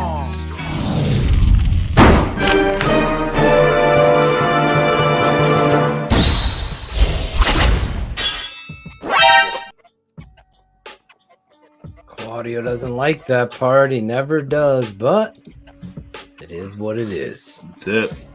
Let's start off with you, Claudio. All right. Well, let's see. Angela, the new patron, got to shout her out. Got to shout out Rodrigo Pena. Also, just was a subscriber. So that you got to shout him out. Tooch, dude, I don't think I ever shouted you out for coming on. You've been working behind the scenes. And you do a good job, man. And now, obviously, with that song, bro, you're like amazing. You're taking over. Phil don't need to sing no more. Phil is great, though. Phil's a great singer. And Edwin Lopez back in the chat, and Eugene Coke. You messaged me. Yeah, Coke. No, I think it's Coke. I don't think it's Coke. Coke Brothers. Coke. All right. Yeah, and Coke then Brothers. That's it. My wife and my kids. That's it. Beautiful. Chris Jackal, the new father. I'm going to start right there with the shout outs. Get the 3 little ones at home and a lovely wife. I got to give all the love and respect to that woman right now. Just had a Mother's Day where I think really all she wanted was a extremely long hot shower and some peace and quiet. So we tried to give her a piece of your pizza. Dude, she was like jalapenos. That was done on purpose, But yeah, just in all seriousness, it's really, thankful for the family. Shout out to them. Shout out to all you guys here and everybody in the chat, always sending out the love and positivity. And, the one thing I do like in that chat is when someone smokes out the troll, we put them on blast and we take care of them. So keep up the good work out there and bear down. I love it. I'm going to go next because I fucking hate my internet company and that's the reality of the truth. So I'm not going to wait to go last only because I don't know how to deal with this. How much longer you've got? Yeah, it's like a fucking sand. That sand thing that you turn. Hourglass. The hourglass. Thank you. Like sand. I'm going to shout out all of you guys. Our lives. Like sands in the hourglass. I want to thank all you guys for coming out and joining us tonight in the chat. Was on fire. I have David Kaplan sends his love and respect. He'll be here next week. You have my word. I want to shout out Chris Zorich and everybody that helped out this week. Cherie, Chris Jackal, Tooch, Alex Acevedo, everyone to get this. Claudio, some clips and highlights. We put it together. That's what we do. Obviously, Shayne working really hard. It was nice to get a little bit of a break. I'm not going to lie to you. Those days off from cutting tape. Now I'm back to cutting tape. Oh, weird, didn't it? A little bit. It did. now I'm back to dealing with the internet issue. I went through the whole draft, none. Then it's back. I fucking hate that. But anyway, want to shout out my wife for supporting me in this venture on TTNL. And I can't thank all of you fans. And I got to shout out, where is he? My boy. Why did I? Avon for calling out the troll. I love when people had the trolls on blast. He had the trolls on blast. He's keeping it 100, sharing the show. Cam is right. Cherie, you're the best. Definitely shout out Zorich. Shout out you, Cam. I'll see you guys on Saturday with X's with the O's. My boy Cal sharing his picture. I put it on my timeline. He took a picture of himself by the Justin Fields mural, and he tagged TTNL in it and put it on there, just representing us. Obviously, a lot of hard work, and my boy Cool Kennedy for all his work with the music. He was not involved at all with Tooch's song for the record. It wasn't. That was all me. It was strictly for laughs. I think he told you not to do it, actually. Right? Did he tell you not to do it? I like to make people laugh. No, it was... Last shout out is to patron number 2, Jeff Burton, as he's popping up on the screen, for sending my son the autographed picture, card of David Montgomery that made my son Tate's day. And then he took that energy onto the field, and it was just that moment like I was a kid. You know, I lived it again. With me, it was Walter P. And for him, it's David and him jumping on his, doing the chest bump with his buddy saying, David Montgomery, baby. It was a great moment. So I want to thank you, Jeff, for doing that. Obviously, John Necrone is sending me something special. I want to shout him out. I know what he's doing. And Josh E. I think he's in the chat. Josh E. We tried to get him on the mock draft, but there he is. He's the title of the 100 crew. He gave birth to that name, and now you guys are all a part of it. So I want to thank you all for what you guys do, because we are family. It's not just saying that. It really means it. So, yes, we are going to the Steelers-Bears game. We will be there, probably be there Sunday, obviously. Stay the night and then go to the game, tailgate, do a show live or whatever beforehand. But I'm just speaking off the top of my head. Cars. You can go. Now I can shut up.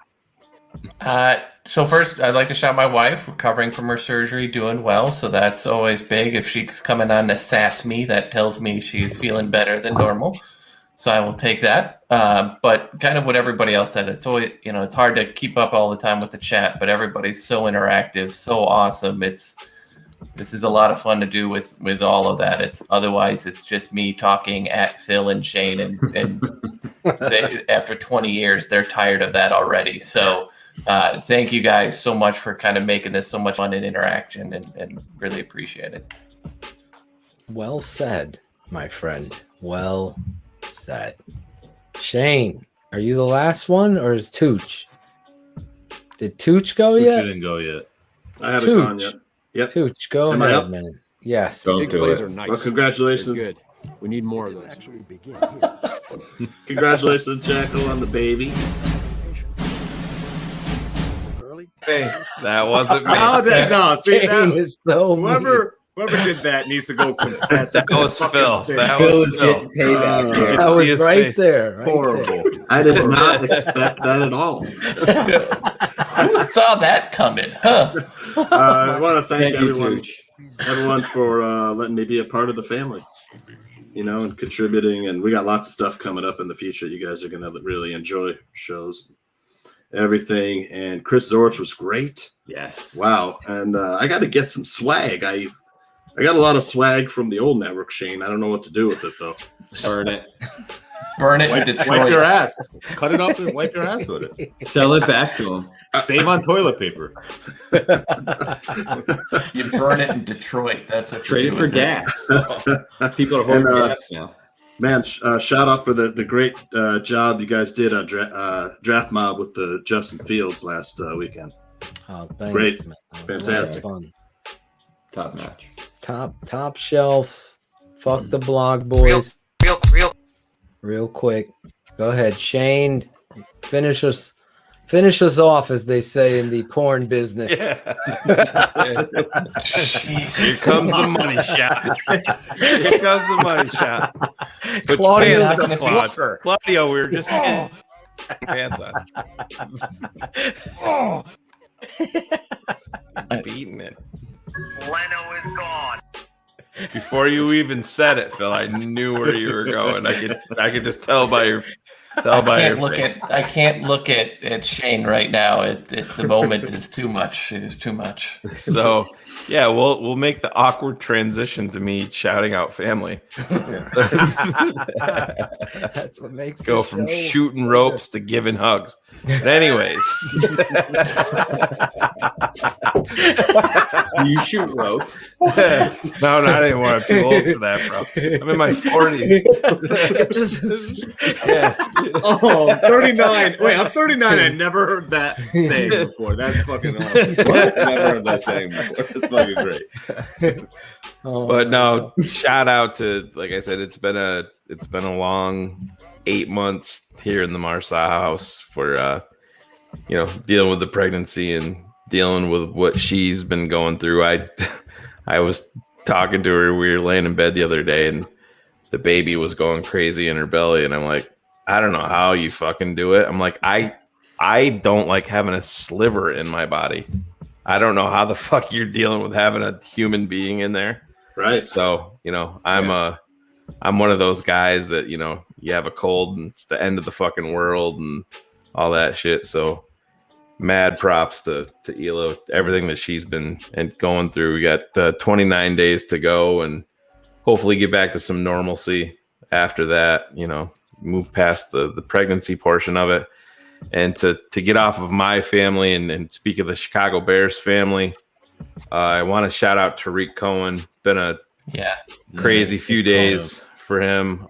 Good call, Shane. I never had a chance to have a brother. I had two older sisters, but obviously there's a special bond there. But even when it's a twin, Phil, I mean, you're living that life with your boys. I can't imagine going through something as tragic, and that's crazy. I don't know what all the details of what happened, but it seems like it was kind of senseless the way that it all unfolded and had such a tragic and unfortunate end. I know haven't been all huge fans of the way that Tariq has handled everything as a Chicago Bear, but man, my heart goes out to him, his family, and his niece and nephew that he's claiming responsibility for now, letting everybody know that he's going to be taking care of them. So, to turn it to football, maybe this is what spurs on Tariq Cohen, and a motivated Tariq Cohen on this football team could be a huge positive when you're adding another explosive guy in the backfield with Justin Fields and David Montgomery. But just away from football, man, our heart goes out to you, just as a human, and to everybody else in your family. The one that got me, he sent out a message on Twitter. It said we went from sandboxes to caskets, and I'm like, oh man, that's a heart wrencher right there. So shout out to you, Reek. All the best.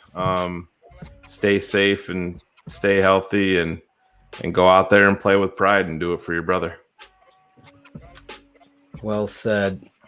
I want to shout out everybody that's been praying for my cousin on that note. He's at home. He's still on the monitor waiting for a heart transplant. It's a scary time. That's just the reality of family. So if you could continue to send that positive energy or whatever it is you do, in your lives. I appreciate the love that you all have for this network and for my family, to your family. Everybody's going through something, and we're here. I know that I speak truthfully. You reach out to me in DMs. I try to help out anyway and help you through your day, whether you be at work or you be driving your truck or whatever it is you're doing. Shayne, Claudio, cars, Jackal producing. Tonight you get to see more of Jackal than you've ever wanted to. And Tooch sang. He did. But anyway, what a great show. Next week, Emery Hunt and the Windy City Productions is going to come on talking with us. And then on Wednesday, that's Tuesday. And then Wednesday, David Kaplan, a special one-on-one with the Cap Man, talking about the 180 Bears, the 180. And I was hoping to talk to this about Cap. I'll tease it for next week. Is Justin, the drafting of Justin Fields, is that the best Chicago sports moment in the last 25 years? Your opinion matters.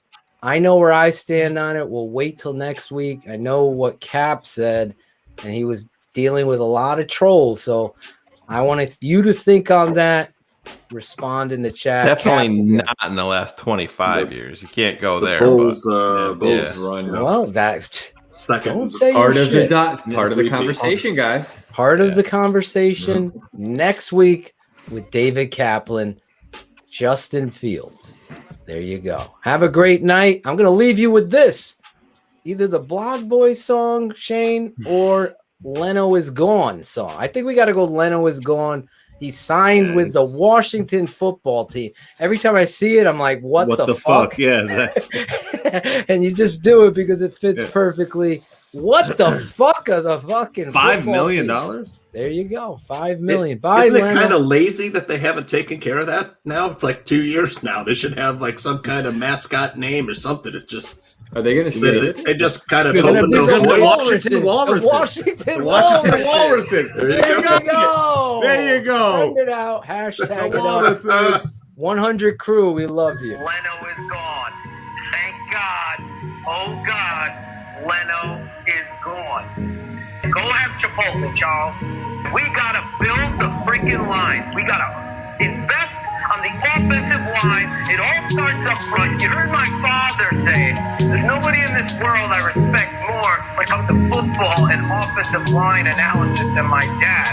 And he's like, there's just no way you could win with that guy. Leno is gone, Leno is gone, Leno is gone, Leno is gone, Leno is gone, Leno is gone, Leno is gone, Leno is gone, Leno is gone. They moving on. Block boys think he's agile, but he leans slow with no hand punch. I'm so glad that his time is up. He's only good if your team's up on Tecmo. His wife thinks she ghetto, but she tried to backpedal like Leno on that run play. 72 vacations on Sunday. Speed bumps push over like Hyundai. More lows on tape than AA. They cut him, I love him. Now 100 crew see me catching feeling. Sick of Leno stealing. I'm just high like audio and Lionel. I'm dancing on the ceiling. Leno is gone, Leno is gone, Leno is gone, Leno is gone, Leno is gone, Leno is gone, Leno is gone, Leno is gone, Leno is gone. They moving on. Yeah. Bye bye. Blog boys, they cry.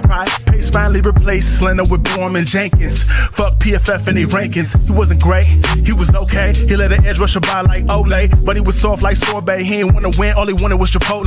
Extra meat guacamole. You can find him on the ground from the last play. Couldn't even keep his shoes laced. You be killer with a sad face. He should have been in last place. He was stealing money, no contact. Hope he saved his money from that contract. Not a Leno coat, don't know how to act. They cut Leno off the line, no slack. Leno is gone, Leno is gone, Leno is gone, Leno is gone, Leno is gone, Leno is gone, Leno is gone, Leno is gone, Leno is gone. They moving on. You're showing the head coach there, and you're saying we're getting an attitude adjustment on the front offensive line, and we're going to come out and build off with character up there and an attitude. And Charles just He doesn't have.